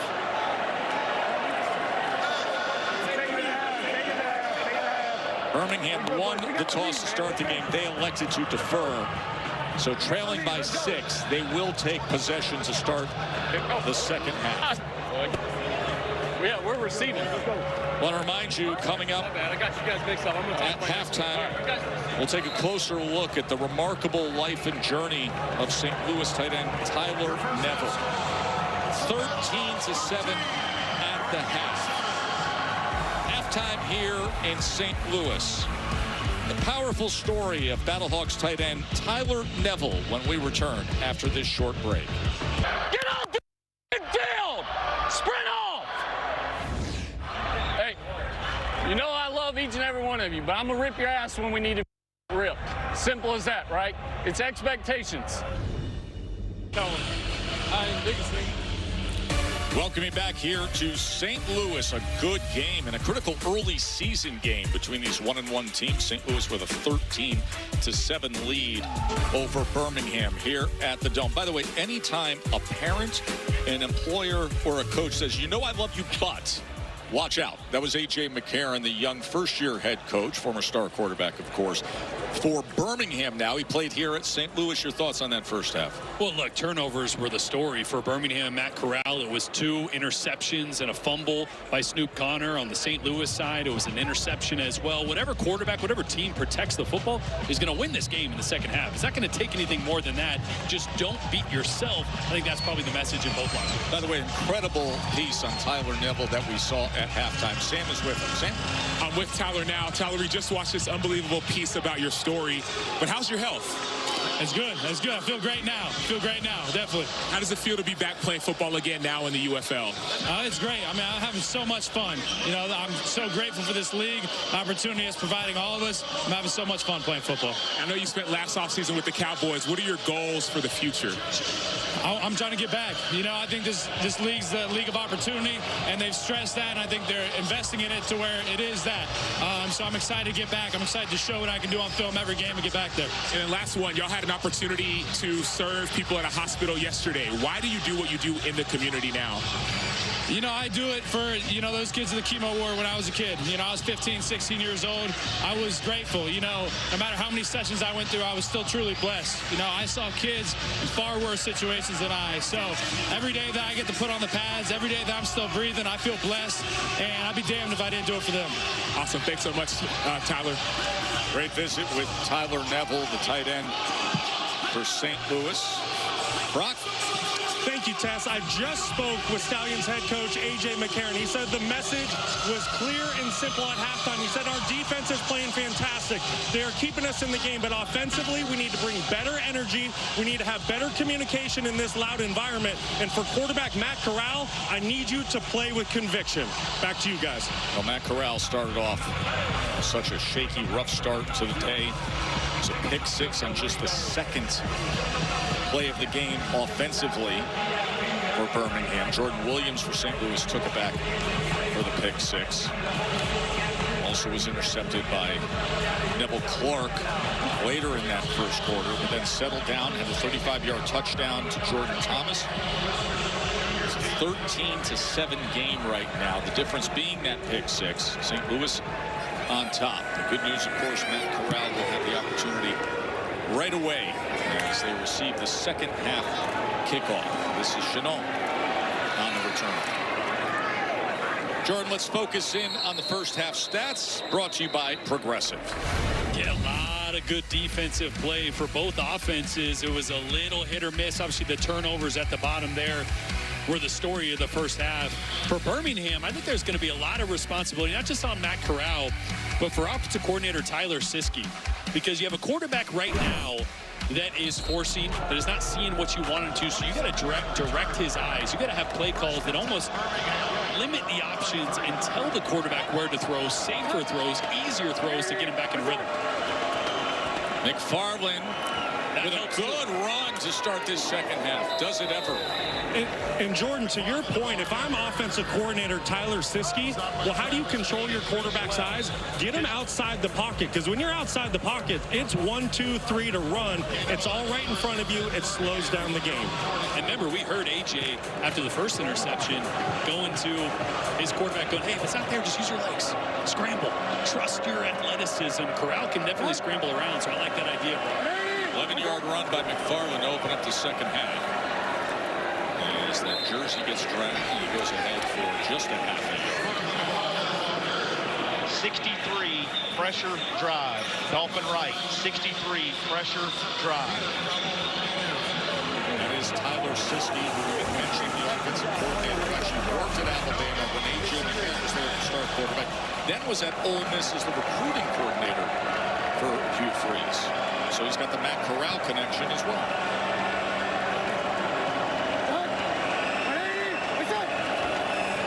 Second down.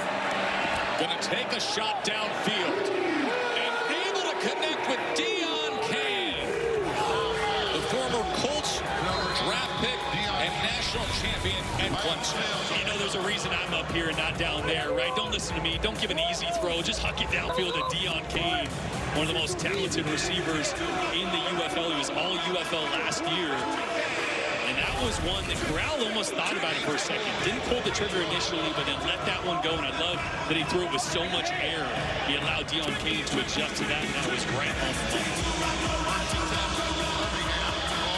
Deon Cain with the 40-yard reception. And just like that, Birmingham takes the ball to start the second half, and they are in striking distance now.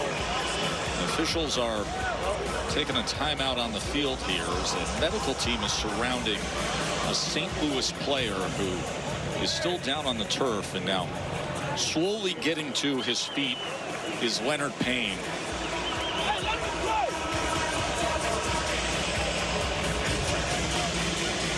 come down on the field right now, Tess. It looks like that's Travis Feeney, the defensive end, who was near on the sack on that last play, barely missed it. He was huddled around by the support staff. That's Travis Feeney. Travis Feeney, excuse me.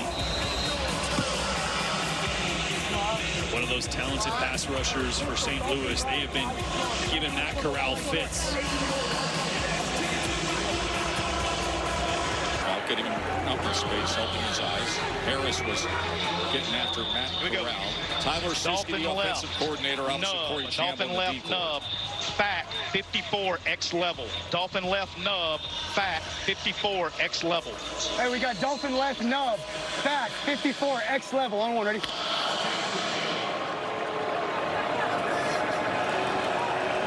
It's going to get a little motion across the formation here, trying to get a read on coverage.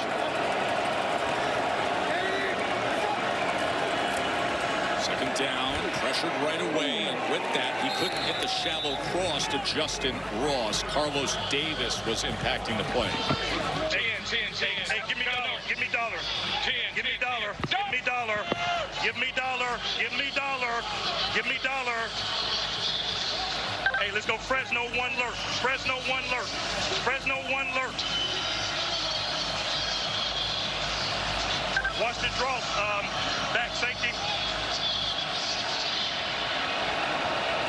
One lurk there, going to get man coverage. Find your best matchup. 10, Corral, incomplete. And Ross wanted a flag. The coverage came from Miles Sims. A lot of contact down here, guys.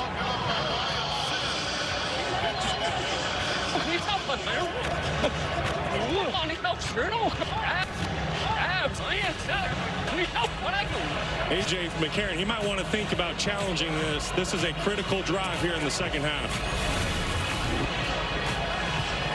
And Miles Sims on Justin Ross. See a little bit of contact there on with the left hand on the back.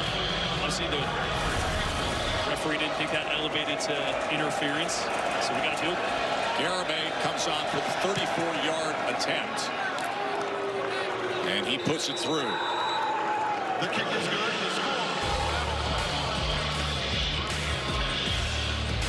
It closes to just a 3-point margin here in St. Louis.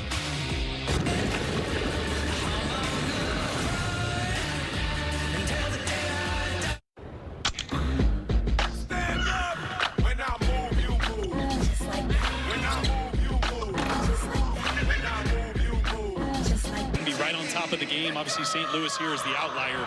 They pack this thing out. This is really the example that's set for enthusiasm from a crowd base. I mean, you got people dressing up, you got noise. Of course, Oklahoma City right in the heart of it all with the Sooners and Pokes. It's just great football tradition. That crowd is going to eat it up when they enter the UFL. Fresh on the return. And it's a decent one as he tried to tiptoe the sidelines and keep his balance out towards the 34-yard line.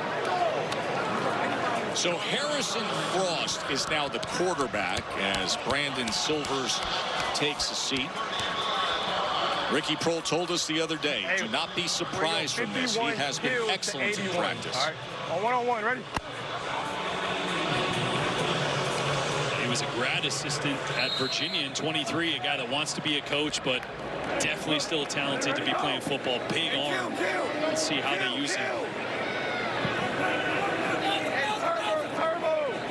Ready, go.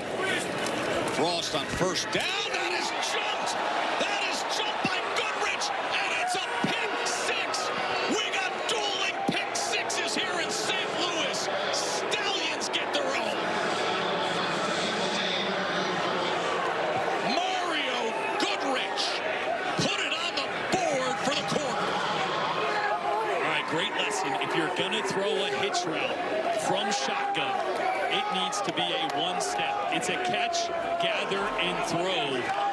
That time, Harrison Frost was late to Hakeem Butler. The look was there pre-snap, but a great break on the football by Goodrich. And with that, Birmingham takes their first lead today.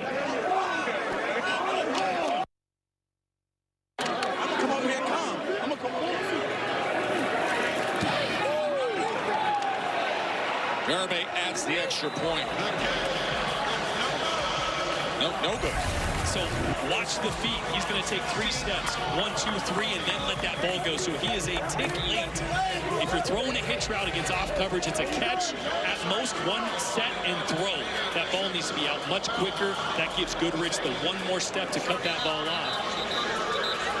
And just one of those mistakes that you make when you haven't had a ton of live reps. Goodrich, who had a pick 6 in the Cheez-It Bowl 5 years ago to be that MVP, comes up with one here, Brock. I'm with the guy that just made the pick 6, Mario Goodrich. What did you see on that last play that allowed you to jump that ball? He been giving me a go ball every time I pressed up, and he caught one on that side, so I backed off.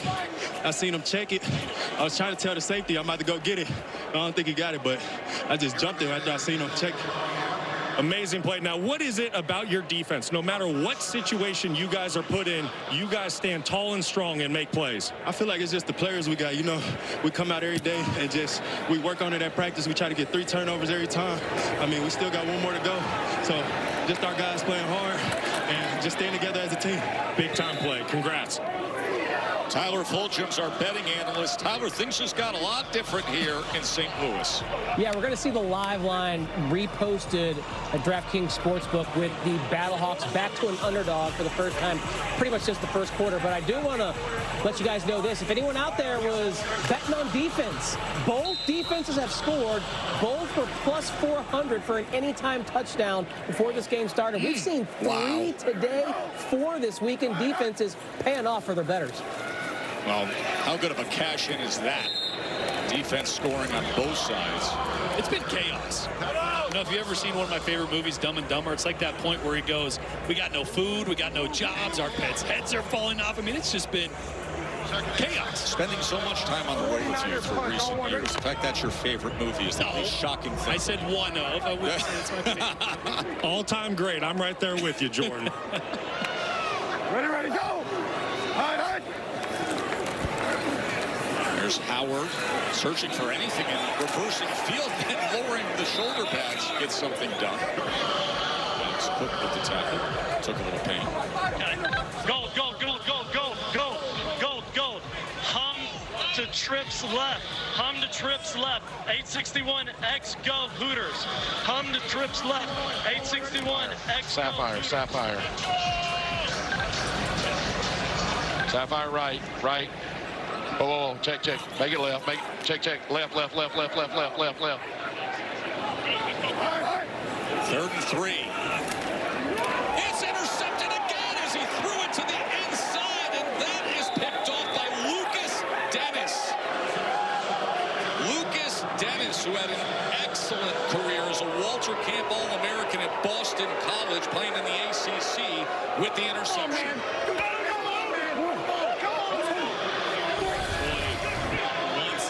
Just a hair late trying to get Ja'Cour Pearson the ball in the flats. He hesitated just a second, but even more so, that ball has got to be outside.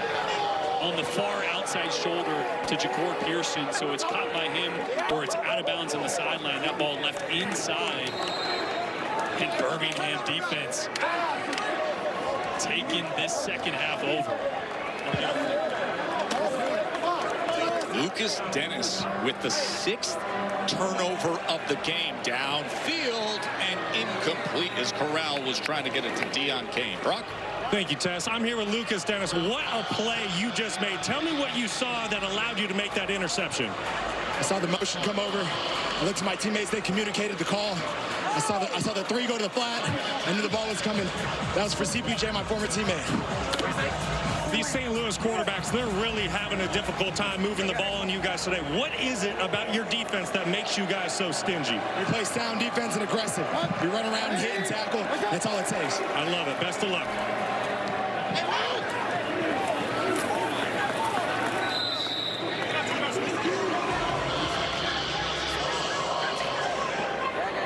Lucas Dennis was mentioning CPJ. We all received very sad news today that Chris Payton-Jones was killed in a car crash last night in Jacksonville, Florida.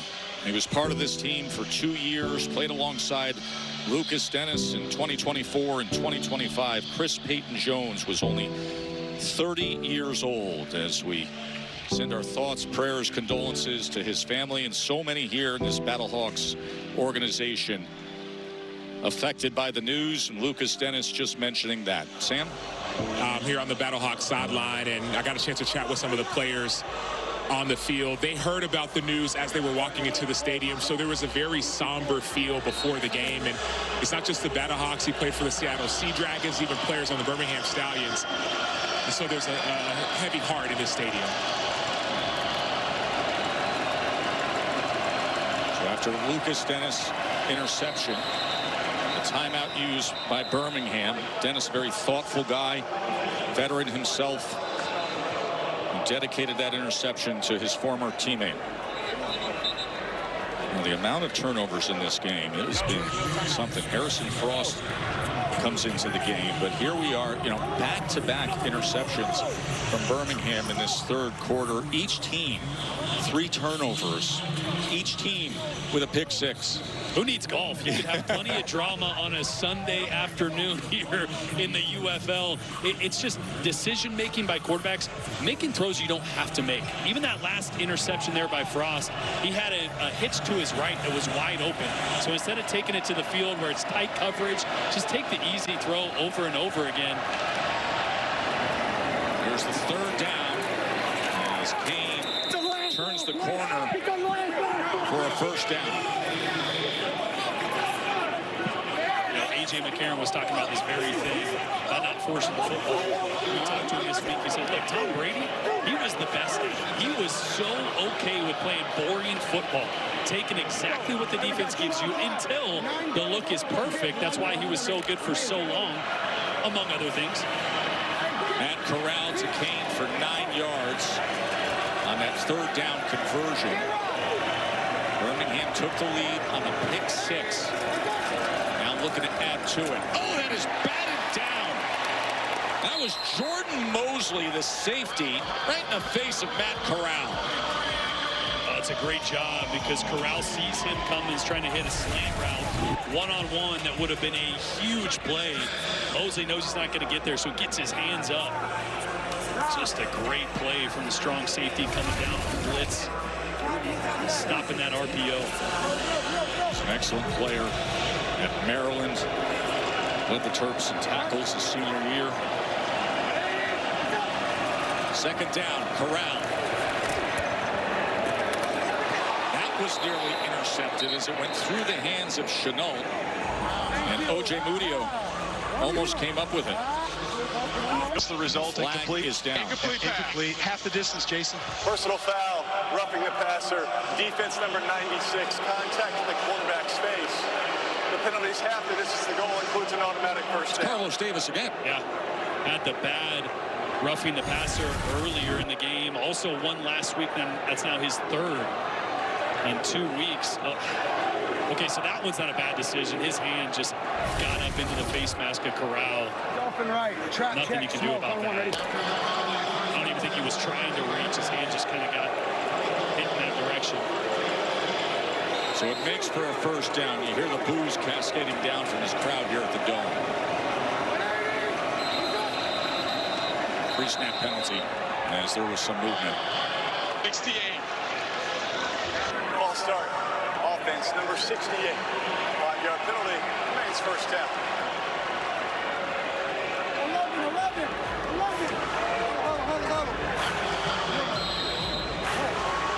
This is the area of the field they call the high red zone. So you're just inside the 20-yard line. This is where Tyler Siskey mentioned to us he wanted to be better. Didn't love his play calling in this area last week. One of the reasons they didn't score quite as much as he wanted to.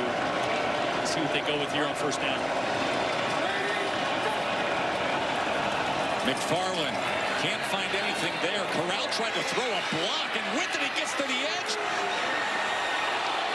And gets to the end zone. Matt Corral got a block on Levante Bentley. The next thing you know, they're turning the corner to the goal line.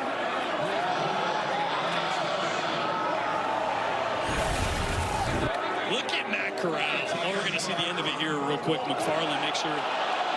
Ooh, that ball started to move. That is Jordan Mosley again. Well, this is going to be Dean Blandino in the command center having to take a look at this. Jason, we've got the ball coming loose short of the goal line. The ball then goes over the end line. So by rule, it goes back to the spot of the fumble. So he loses it where? We're going to put it at the half-yard line. Half-yard short of the goal line. First and goal. The ruling is the runner lost possession of the ball a half-yard short of the goal line. By rule, the ball is returned to the spot of the fumble. The result of play is a first down for Birmingham.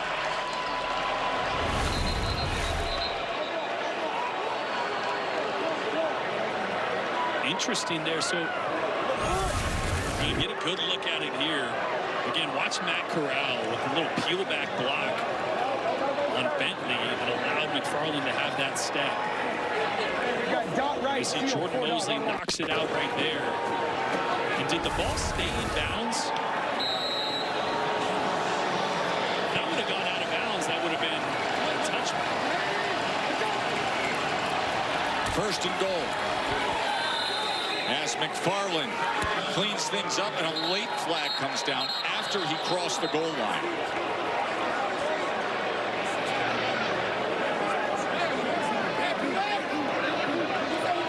Assisting the runner, offense number 2. 5-yard penalty, repeat first down. No touchdown. No assisting the runner. No assisting the runner. There's no foul. Pick it up. Correction. After video review, there is no foul. The result of play is a touchdown. So Dean Blandino doing a good job on the last 2 plays from the command center. End result is a touchdown, Birmingham. Remember, they got rid of the tush push. They're trying to not encourage players to assist from behind. And I think that's good. Corral didn't get quite really any push there. Not that he wasn't trying to, but that was all McFarland running over the St. Louis defender there. What would have been an 18-yard touchdown if it wasn't for the late effort from Jordan Mosley. And by the way, another rule that I love, and I think everybody appreciates this in the UFL, when the offensive player, in the case of McFarland, fumbles the ball and it goes out of bounds in the end zone, it is not a touchback the way it is in the NFL. It's not that big, punitive. All of a sudden, the defense is given the ball. For what reason would the defense be given the ball? You love it, and anybody else that ever played offense loves it. Anybody that ever played defense, exactly. I don't love it. That's an outstanding effort by Jordan Mosley. He should be awarded. But he didn't possess the ball. Why would he randomly give his team possession of the ball for no reason? I love that rule in the UFL. 23-13. This presentation of the UFL on ABC will continue after these messages and a word from our ABC stations. No limit, no limit, no limit. Where most see frail, Huggies sees a fighter. And through every round, we provide them with gentle... Dean Blandino, let's talk about the fumble into the end zone rule in the UFL. A lot of debate about this rule. 2 options. Defense causes a fumble, goes into the end zone. Is it a touchback? Does it come back to the spot of the fumble? In the UFL, here's the play. When you watch, you can see the ball is hit short of the goal line. And now, look, if the defense recovers it in the end zone, you get a touchback. But because they didn't recover it, watch the football. It's going to go out of bounds over the end line. And so we just can't assume that turnover. It goes back to the spot of the fumble, which is consistent with other forward fumbles out of bounds outside of the end zone. And then we had the score that Dean brought clarity to. And now all of a sudden, Jordan, you blink, the pick 6. What happened there? And it's 23-13 Birmingham. Yeah, this is where St. Louis has been pretty good this season. They've been a second-half team. They've improved a lot in the third quarter, even did last week after a bad start. They got to find a way to get some momentum on offense. Just 107 total yards for the Battlehawks tonight. Well, things are heating up with the final week of the regular season in the NHL. The Kings currently last wild card spot in the West. So they got a must-win to keep playoff hopes alive. Kings Kraken at 9:30 on ESPN. That is the way it shapes up right now. So you see the point totals, the Kings trying to stay in the hunt there. NHL regular season coming to a conclusion. Howard takes it ahead. Trailing by 10. There have been 2 defensive touchdowns in this game, and 2 offensive touchdowns in this game. 33 of 36 points have come off a turnover. It's been wild. We're going to learn a lot about Harrison Frost right now and what A.J. Smith feels comfortable with him doing. 2 pass attempts, 2 interceptions. So he's not seeing things right now. Whatever the first pass is going to be is what he's most comfortable with in practice. Here's Frost. That was thrown to the inside and a little late again, and it was denied by Gilmore. Run. Okay. Gilmore, their best cover guy on the outside. Again, you saw the outbreaking route thrown to the left that was intercepted. This ball has got to be more on the sideline. Look how far inside that is. McBride had a step. That's got to be 3 or 4 more yards towards the sideline. Pull him in that direction. Ready, go! 3rd and 4. Frost pressured, and he is ripped down. Pocket was collapsing, and eventually Fatukasi was able to get to him. Yeah, there's just nowhere to go right now. You see Frost looking downfield, trying to take a shot. Actually, the pocket condenses. I think they might have a long talk on the sideline of, are they better off with Brandon Silvers? I know it hasn't looked good for either guy tonight, but Silvers, the veteran, got a little bit more in his bag of tricks as far as what they can call on offense you can be comfortable with. They're going to find something on offense. Here's Barber on the return as he is taken down. You have Frost 0 for 3 through 2 interceptions and was sacked right there. Game Flow is brought to you by Progressive. Flow, more like a roller coaster ride that started on the first drive, the pick 6 to get things going, and then Matt Corral again finds his big tight end downfield for a touchdown. Harrison Frost took over for Brandon Silvers, immediately gave a touchdown to Birmingham, and it has been back and forth. Finally, Birmingham finding some consistency on offense, punching that in with Anthony McFarland. Yeah, that pick 6 by Mario Goodrich earlier in the second half, that really changed the tone of this game.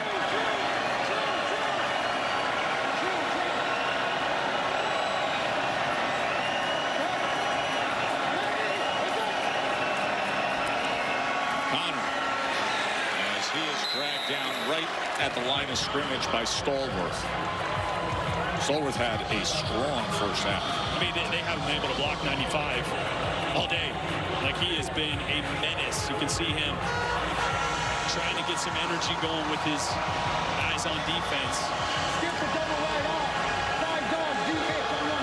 I feel like if a momentum play is going to happen for St. Louis, it's got to be from their defense.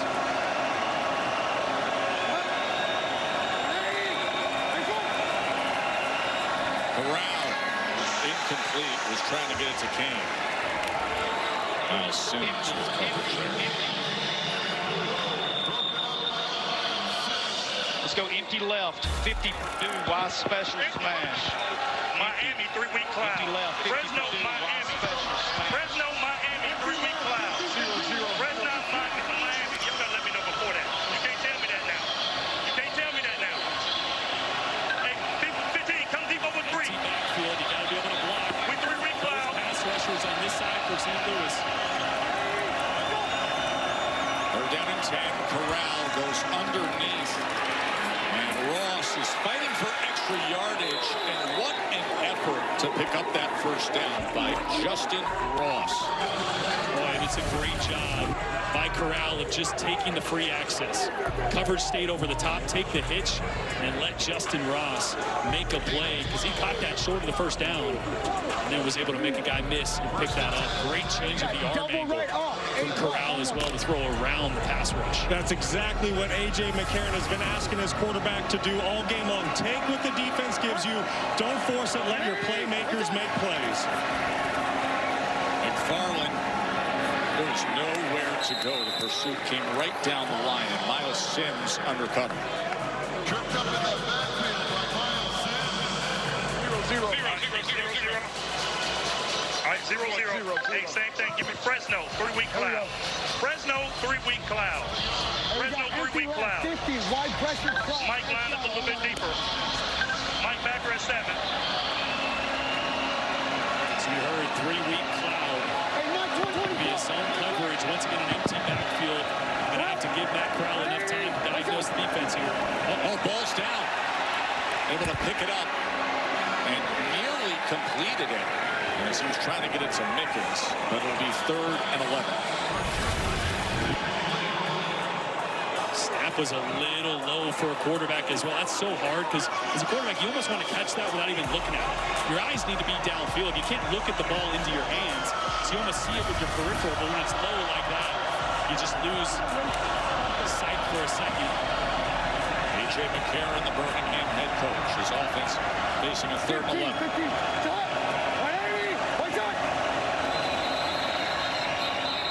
Officials are going to wave this dead with the movement. Ball start.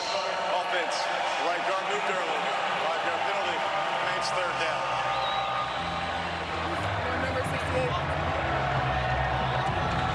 If I'm A.J. McCarron and Tyler Siskey, I am taking 0 risks right here.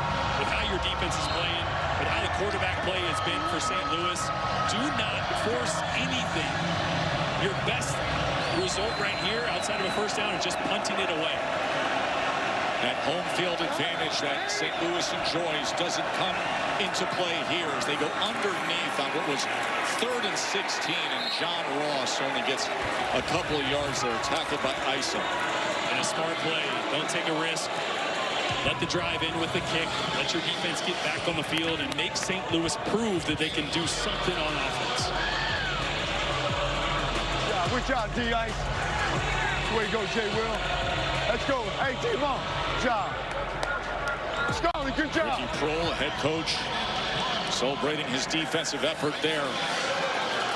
Obi Wadman on to punt away, his 3rd of the afternoon. Stallions trying to hold on to this 10-point lead.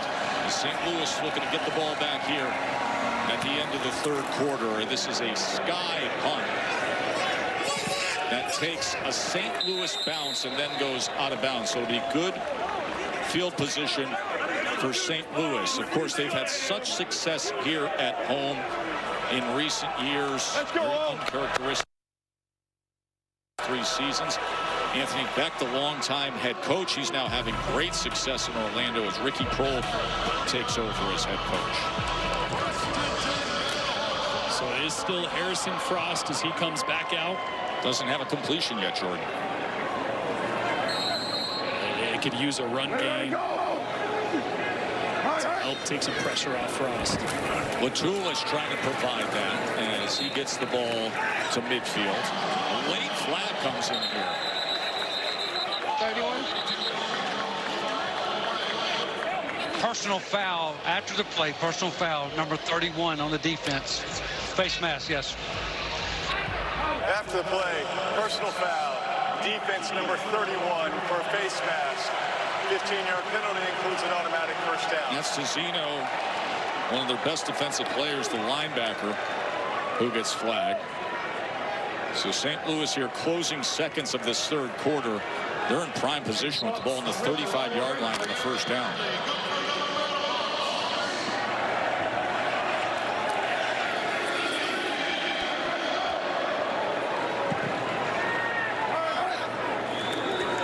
Frost, as he goes to Pearson, and Pearson tried to split defenders and work his way to the 32-yard line as he's tackled by Crowder with a big interception earlier today. So St. Louis has the ball. They're on the go here at home, trying to Birmingham Stallions defense. 3 interceptions today, Jordan.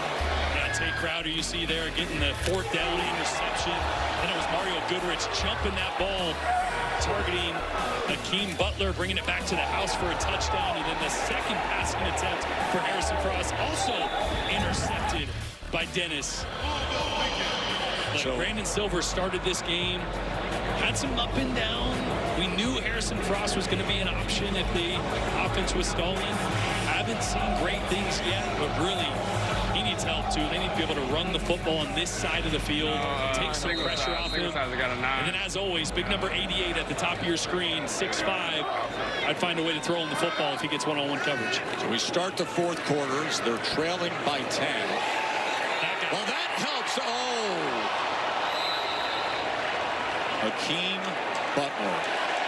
And they're saying it is indeed a catch. We'll take a look at this, but the effort that he can give with his physicality. Under 1 foot down's all you need. He was able to get 2 before the ball came out. Process up the catch. Take a look. Hold on. No challenge. We're looking at it. We're going to look at it. We're going to look at it. By A.J. McCarron. We'll listen into the command Tell A.J. center we're with Dean reviewing it. Blandino. I did. Okay, the only thing I want to see is when he loses the ball in relation to the goal line. I have a catch. He's got control. He gets his left foot down, takes another step, tries to reach for the goal line. By the time he reaches it, it's short, and then I've got it going out of bounds in the field of play, through the field of play, so I don't have the ball in the end zone, and we don't have a touchdown. That was the only thing. So, Jason, after review, the ruling on the field of a catch, and we've got the ball out of bounds where, at the 1 yard line? Sorry, 1 yard line. Ruling on the field stands. Stands is the term we're using. So yes. Witness that by Dean Blandino. After review, the ruling on the field stands. First down. And it was Hakeem Butler really trying to go almost behind the back to reach out for that goal line. Yeah, I think to me that was confirmed. That is absolutely a catch because you saw him possess it and then reach the ball. You got to have possession to be able to reach and try to score with it after securing the catch. So love the call. Great job by Dean of quickly confirming that one. So first and goal from the 1 yard line.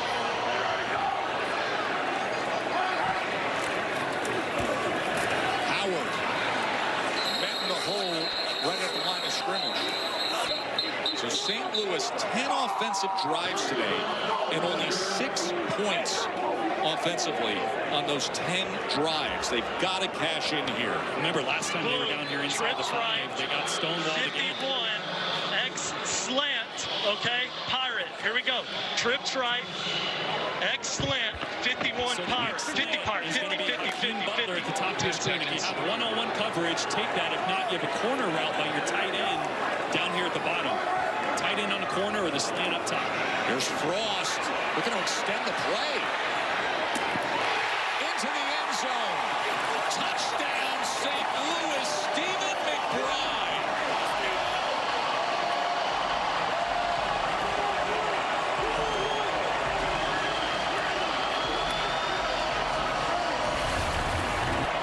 This is such a good job by Harrison Frost of extending the play and watch the feet. 1 foot down is all you need. Stephen McBride secured it. Controls it going to the ground. That is a heck of a play by Harrison Frost.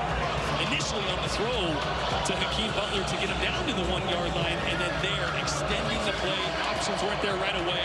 Didn't panic and delivered a strike for the touchdown. Big play by Hakeem Butler. Set it up. And McBride delivers. And now McCann on to try to make this just a field goal margin.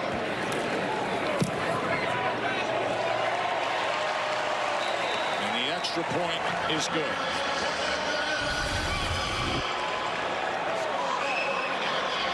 Well, it looks right away. I love right away he looks at that safety. Is the safety going to help with Butler? Good. Then I'm on to the right side. Nothing there initially, so trust his athleticism. That's just a great job initially trying to get the ball to Blake Jackson there.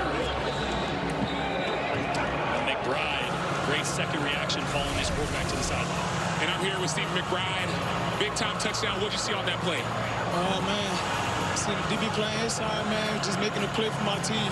You know, going in the scramble, playing DB playing inside, seeing the quarterback scrambling, coming right out, you know, I just make a play for my team. It's been a game of swings, some pick sixes, some defense. What did it mean to make a play like that, like right now? It mean a lot, man. It mean a lot, man, for this team to make an impact on this team, man. Got to do anything to get this W. Great job, Stevie. Thank you. Appreciate you. And because of that, it's just a 3-point game here in the fourth quarter. 2 1-1 teams. Could be an early swing to the early season. Not even breaking a sweat either. Easy work from McBride there, he says. Here's Ross in the return. And Ross is back near the 20-yard line.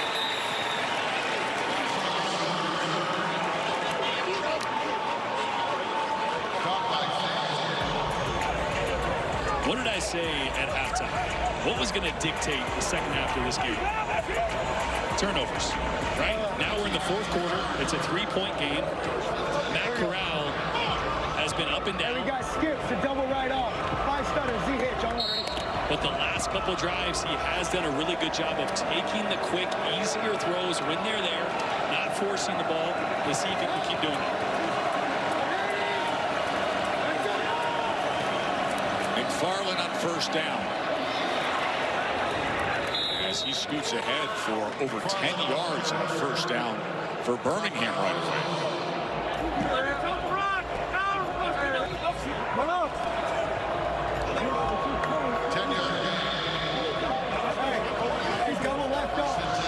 Glad to have St. Louis head coach Ricky Proehl on headsets with us.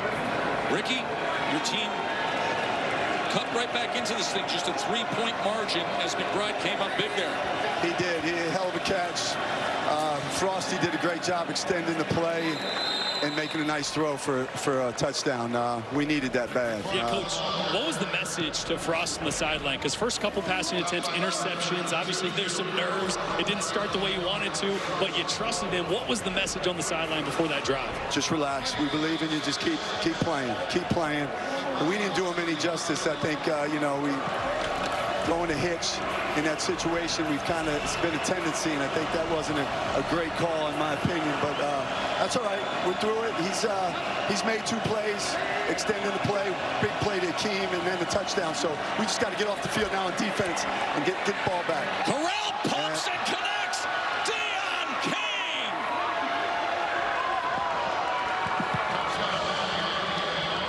A 67-yard touchdown. Matt Corral to Deon Cain.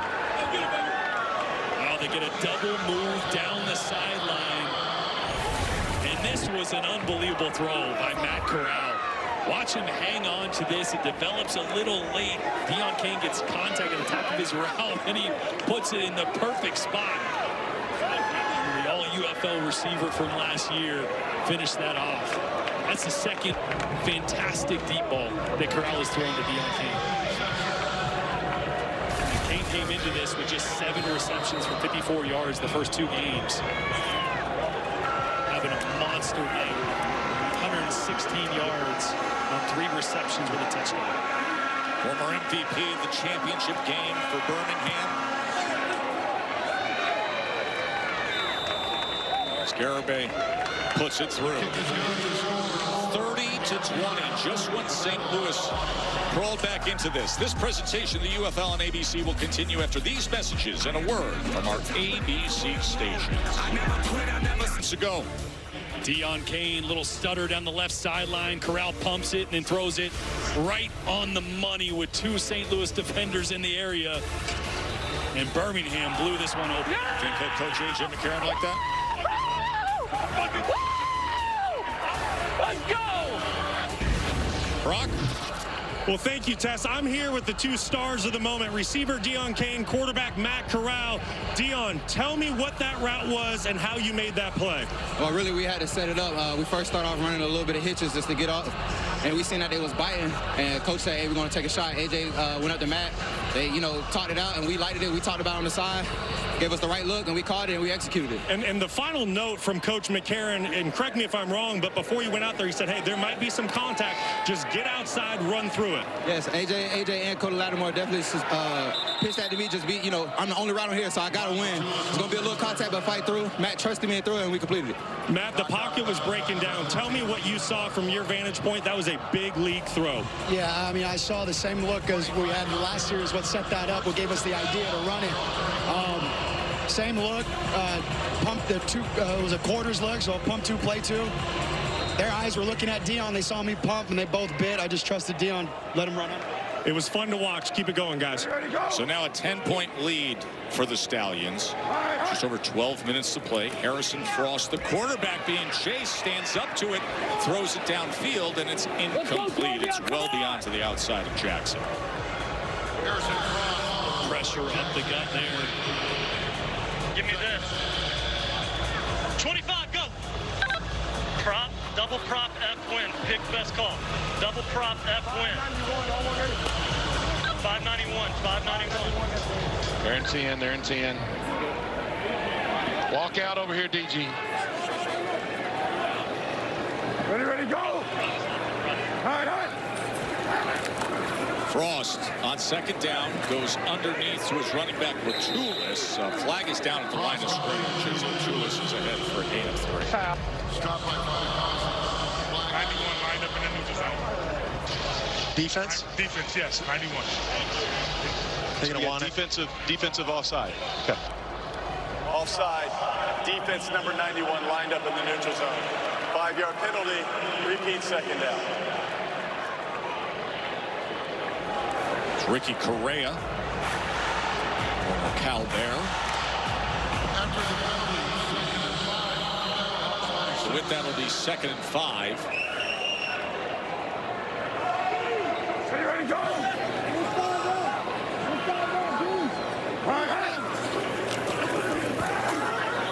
Frost going to take a strike downfield again and connects with Butler.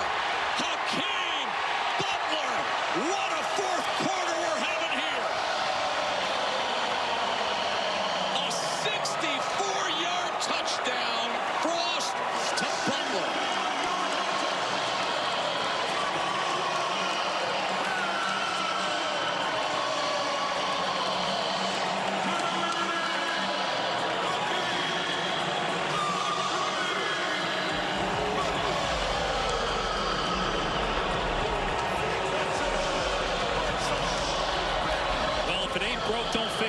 Throwing the ball deep to Hakeem Butler has been the only play that's been working for St. Louis. And another massive play. The former 4th-round pick, former Offensive Player of the Year in the UFL. They can't stop him. He has 3 catches for 126 yards. And that touchdown. And the extra point from McCann is good. Back to a field goal margin. And it's a great job by Frost. His one job is to get this safety to go to the right side so he can create that one-on-one matchup with no help over the top. So he looks the safety off to the right to start, knowing he's got Butler, trusting he's going to win on the double move. Little out and up. Got Goodrich. Goodrich has been sitting on a lot of routes when he plays off. He had the interception return for a touchdown where he sat on the route, knowing they're either running hitches or outs. So they set that up just as much as Birmingham set up the touchdown to Deon Cain with the double move as well. What an answer from Harrison Frost. What a fun fourth quarter. Oh, my gosh. Got a 64-yard touchdown for Hakeem Butler. And with Hakeem Butler right now, I saw you before the game. I said, you look good. You said, I know. Now you playing good. What you got to say? Exactly what I told my team last night. Got selected to captain. I ain't gonna stop. Let's go. Nothing more needs to be said. Now, Sam, 20 points combined in the first half for these two teams. 37 combined points here in the second half. Chenault on the return.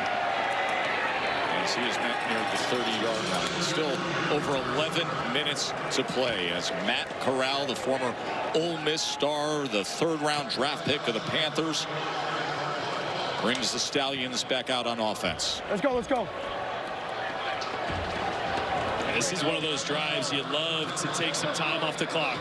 You'd love Anthony McFarland in this run game to get going a little bit. Skip to trips left. 3 Rhino on 1. Ready? Hitches. 3 Rhino. Justin. So 3 Rhino means it's a power play. They're going to hand the football off unless they get free access. Then Corral could throw it. But they should hand the football off here. And they do to Connor. There's not much there, just a gain of a yard.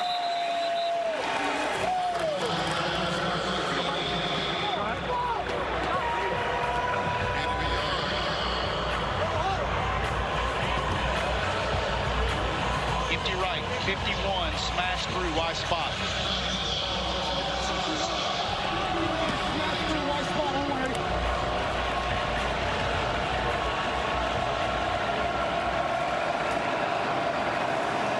Empty backfield. 2nd and 9. Corral backing up. Man is wide open, and complete is John Ross. It's such a good job by Matt Corral. He's going to be sitting waiting on this one. Drifts back a little bit and then lets this one go with Travis Fina in his face and puts it on the money to the speedster John Ross. 9 years ago, a first-round draft pick, and here still doing his thing as a pro, contributing big for Birmingham. 9 years ago, a 4.22 240. That's right. Fastest ever until just a couple of years ago. This thing is blown up, and it is Travis Feeney who does it. I mean, Feeney was one of my impact players because his ability to affect the football game, whether it's a pass or a run, this time. A great power rush leads us right into the We got 10 personnel. Let's go right here. Hey, let's go Fresno Boca 3-week cloud. Fresno Boca 3-week cloud. They check into a blitz on this side. Good. Back blitz straight into Okay. So the first sack for St. Louis today. That makes for a 2nd and 13 for Birmingham. Corral is going to check down to McFarland. Gets it to midfield, tackled by A.J. Thomas. Third 9. All right, hey, here we go. Is the back still in? Let's go. Empty right. 51, F Seattle, wide pressure, under. Empty right, 51, F Seattle, wide pressure, under. 32, get down there and jam. 32, get down there and jam. The dome here at St. Louis. Get the pressure. Home team looking for a stop. And Matt Corral is going to signal timeout. A.J. McCarron, the young first-year head coach, will talk things over with his quarterback, Matt Corral, facing a 3rd and 9 when we return. 3rd and 9 coming up for A.J. McCarron's Birmingham Stallions. It has been a wild 4th quarter. Deion Kane had a 67-yard touchdown for the Stallions, but then Hakeem Butler came back with a 64-yard reception, and now a 3rd and 9 as Birmingham holds on to a 3-point lead. Ball right at the 50-yard line. The new rule, it has to be inside the 50-yard line to automatically have a punt. So this 3rd and 9, ball yet to be inside the 50. Matt Corral, former Ole Miss star, is sacked all the way back at the 41. What a big play by Peter Tumauipuena. Wow, the pass rush by Pita. They were trying to go to Jaden Mickens in the slot. The guy is circled on a deep sail route, but watch the pass rush. Corral never had a chance. He's running for his life there because of Pita's initial pressure. And then Carlos Davis getting involved as well. Carlos Davis cleans it up. Would have had the one-on-one matchup, but not enough time for Corral. A great answer from the St. Louis defense. So Colby Wadman comes on to punt away. St. Louis getting the ball back here with 8 minutes to play and an opportunity. Trailing by only 3. Umbrella punt is fielded by Fresh. Is going to let it bounce, and it goes out of bounds.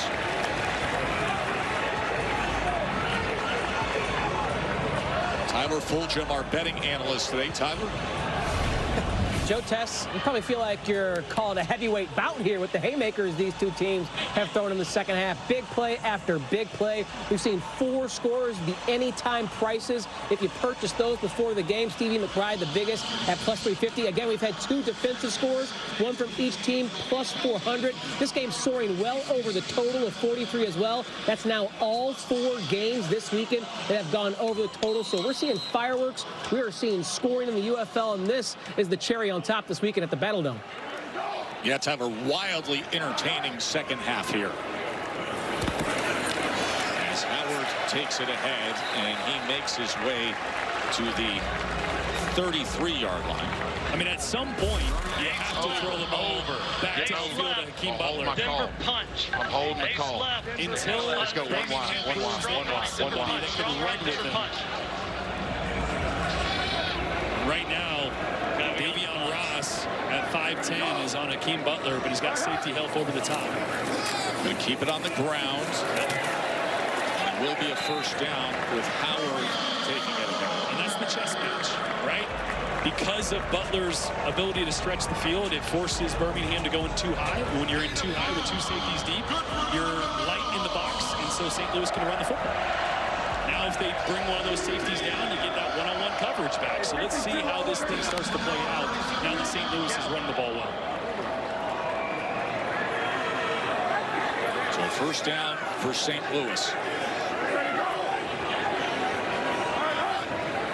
Frost back to pass against a four-man rush, and it's incomplete, trying to connect with Butler. And keep in mind, you look at the scoreboard here, and then you think about the new rule in the UFL.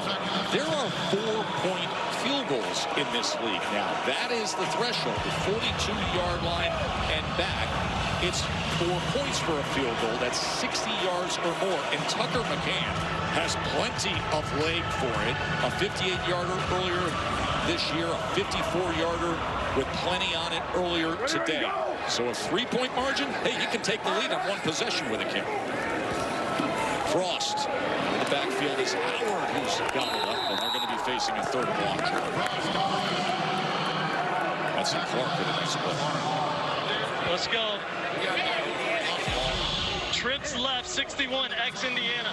Trips left, 61, ex-Indiana. Wolverine. Nero. Much.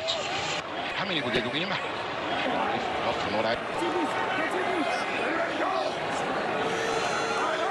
Third and 12. Frost with time, but does he have an option? Yes, it is caught by Butler past midfield for a first down.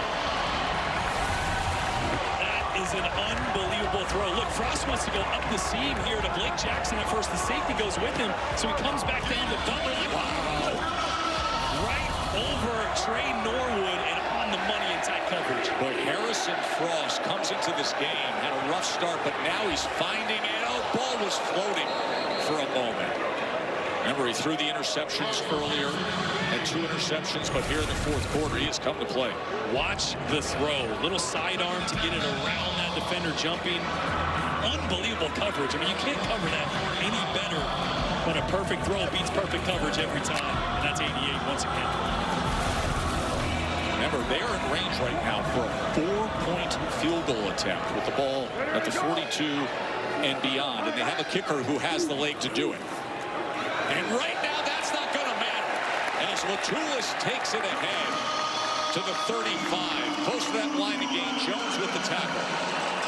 This offensive line right now is moving Birmingham. That was the story of last week for Birmingham. They couldn't stop the run. Houston ran all over them to the tune of about 174 yards. Right now, that front four looking a little bit tired, not getting the same penetration they were earlier in the game.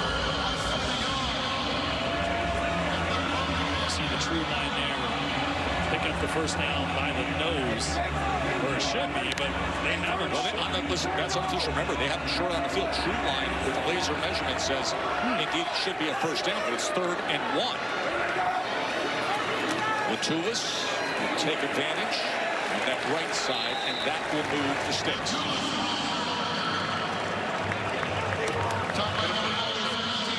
Here we go.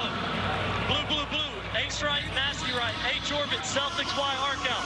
Ace right, nasty right. Celtics Y arc out. Musket.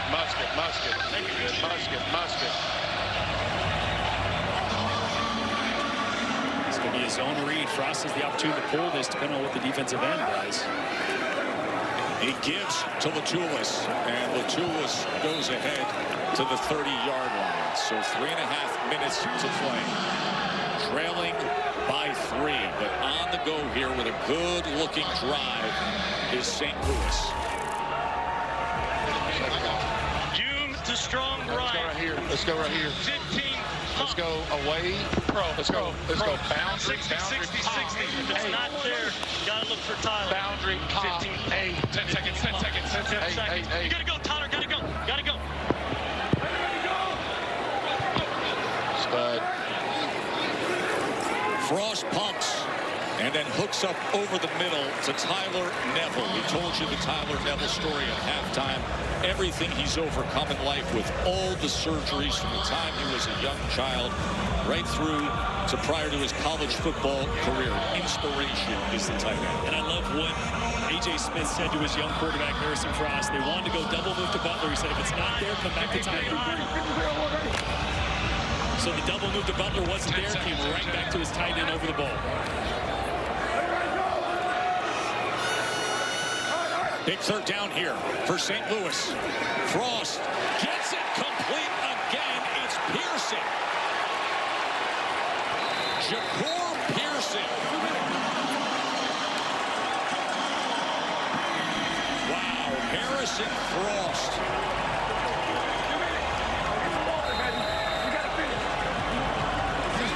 The 2-minute warning. This presentation of the UFL on ABC will continue after these messages and a word. A game that was muddled in turnovers, all of a sudden the fourth quarter has become wildly offensive. Yeah, Harrison Frost has grown up before our eyes. You see the touchdown there to McBride. The answer from Matt Corral to Deon Cain on the double move down the left sideline. And then it was Harrison Frost once again finding Hakeem Butler behind the defense for yet another long touchdown to 88. We got a 3-point game. And a critical game because you look at the standings where Orlando and Dallas are out in front at 3-0. St. Louis and Birmingham with the potential for a big swing here to get that second win early this season. And now here is Harrison Frost and St. Louis marching here as we come off the 2-minute warning. And it is first down at the 11-yard line. Frost goes underneath to his tight end Neville again, and Neville, a flag is down as Tyler Neville takes it across the goal line. The tight end who had 20 surgeries before he was even 18 years old. Was he behind the line of scrimmage when he caught that is what they're looking at right now because linemen were downfield. I had enough, yeah. There is no foul for an eligible player downfield. The pass is first touch behind the line of scrimmage. The result of the play is a touchdown. So the amazing life story and journey of his football career we shared with you at halftime. And here he gets a magical moment with the game on the line. And it's a really good play call from A.J. Smith. Neville's been helping out in pass pro at times. He chips, turns inside for a little screen. Couple linemen ahead of him. Does a great job of staying behind the line of scrimmage. Birmingham had a 30-20 lead. Hakeem Butler had the big play. Tyler Neville comes up with the touchdown reception. And Tucker McCann adds the extra point. And Harrison Frost has been sensational since throwing back-to-back interception. And flashes of what he did last week in the fourth quarter with a diving touchdown to get St. Louis an opportunity to get back in the game. Does it once again. 3 straight games to start the season with a touchdown for Neville. He has been as big as anybody in the red zone for the St. Louis offense, an area where they have struggled all night because Birmingham's defense has been so good down there. Finally punched one. Back-to-back interceptions thrown from Harrison Frost, and now 3 touchdown passes to bring his team all the way back. In my worst nightmares, I would never want a quarterback to start their career with 2 interceptions, but the way he responded tells you all you need to know about Harrison Frost, and that's why this coaching staff, Ricky Proehl and A.J. Smith, gave him an opportunity and stuck with him. How easy would that have been to jump back to Brandon Silvers? Yeah, I mean, one was returned for a pick 6. No doubt. But that's why they stuck with him. That ability we've seen here in the fourth quarter. Chenault on the return for the Stallions. This is met at the 27. All right, minute 46, 2 timeouts. Sam is with Neville. And I'm here with Tyler Neville right now. Tyler graduated from Harvard, went to UVA, Cowboys, UFL, now touchdown. How do you feel? Like $1 million. $1 million. I got a lot more quarters left. I'm tired as hell, but I'm enjoying out here with the fellas. Having a lot of damn fun. Having a lot of fun. What message do you have that talks about perseverance? Hey, it's a hurdle, not a roadblock. It's a hurdle. Keep jumping over those hurdles, baby. See you later, Danny Tyler. Let's go, baby. Let's go. Thanks, Tyler. He's done that his whole life. Now Matt Corral. As he gets it complete, and Mickens is all the way out towards midfield. Now here comes Birmingham. Boy, and Birmingham, if they're going to finish this one off and get points on this drive, they got to be able to block Travis Feeney and Peter Damopenu, two of the best pass rushers in the UFL. That's been the only thing that slowed Birmingham down today. Under a minute 30 to play. Corral gets free from the pocket, and it's incomplete. It was short of Justin Ross. So a minute 22 to go. 2 timeouts for Birmingham, trailing by 4. Guys, what an opportunity for quarterback Matt Corral. Think about it. Last week on the road against Houston, he was at his best at the end of the game when his team needed him. These are the moments that NFL scouts, GMs, and head coaches are watching. An opportunity for Corral to lead his team to victory late.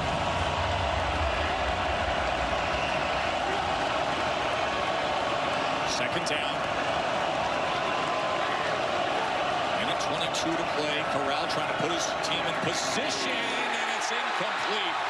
Deon Cain couldn't hold on to it as Barku was there defensively. And watch the traffic in front of Matt Corral as he tries to throw this. Jordan Williams gets up. That causes that ball to be just behind Deon Cain, which allows it to get broken up. If he doesn't have traffic in his face, he can put that out in front. And now a critical third down, 3rd and 10. Gotta give Matt Corral time to get this ball out. Best home field advantage in the UFL. Does it come into play here? 3rd down and 10. It is roaring at the dome. Corral. Downfield once more. Incomplete. Justin Ross, the intended target, and it will be 4th down.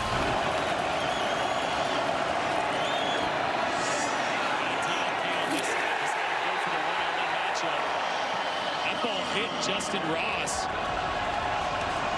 think he was a little late tracking the ball. Didn't expect it on the back shoulder. Now 4th down.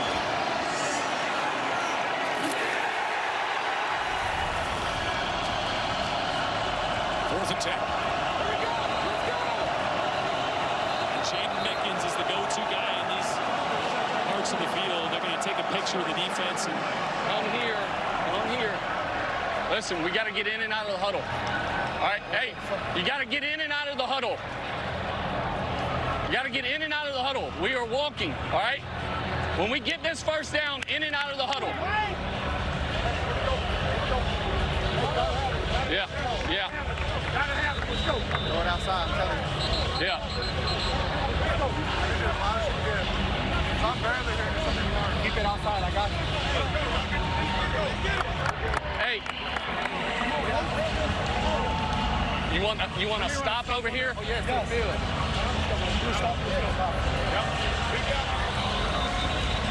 A.J. McCarron, first-time head coach, confidently said to his offense, when we get this first down. 4th and 10.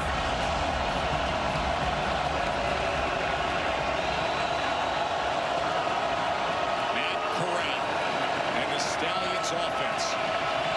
They went from a 10-point lead to having to have this against the St. Louis comeback. 4th down and 10. Incomplete. It was denied. Neville Clark comes up big defensively, and it's a turnover on downs. And that was the route that we saw Matt Corral give Deon Cain specifically in that timeout. He wanted the stop route against off-zone coverage, and Neville Clark, who spent the last 2 years on Birmingham, breaks one up from his former teammate. He's going to give St. Louis, barring something unbelievable, victory here for the home crowd. This is actually a good throw for Matt Corral. Timing's good, never. Just great extension. The ball maybe could have been a foot further outside, but a heck of a play by Clark. What an incredible fourth quarter by Harrison Frost, the former college star at West Georgia who went to the CFL and then potentially gave up on his playing career. He joined the UVA staff as a graduate assistant a couple years ago. He comes back into the fold. He was not the starter today. And then, Jordan, when he was put into the game, he threw 2 interceptions, back-to-back, one pick six, only to bring his team all the way back. We're missing one. Come on. And the execution, the level of throws that he made down the stretch, Here we not go. just Victory down the on field the to Hakeem turbo. Butler, Ready? but the one over the middle in tight coverage was as big as any. Talk about resilience. Harrison Frost put the UFL on notice. I think they found themselves a new quarterback here in St. Louis, Sam Acho. Absolutely, and I was talking with A.J. Smith, the offensive coordinator. He said that he thought he was coaching his last football game in the third quarter after the quarterback change and the pick sixes. And now, he said he thought he was going to get fired. And now all of a sudden, he is relieved. Harrison Frost, a.k.a. Frosty, for the victory. Brock Osweiler, your final thoughts here as this clock counts down. Well, listen, as a former quarterback, it is not how you start, it is how you finish. And Frost showed us that this afternoon. It's about being resilient, staying in the fight, and playing the next play. So impressive by the St. Louis quarterback. And St. Louis is a team that is starting to figure things out. Elite on defense, that's always been their bread and butter. But under Ricky Proehl, this offense found something today to the tune of 34 points and knocking off a really good Birmingham football team. And never discounting the home field advantage of the loudest, biggest fan base in the UFL here at the Dome. Because St. Louis has now won 11 of their last 12 home games. They did it today with 3 straight touchdown drives in the fourth quarter. For Jordan, Sam, and Brock, I'm Joe Tessitore. Thanks for being with us. The UFL on ABC. World News Tonight, or your local news, is coming up next.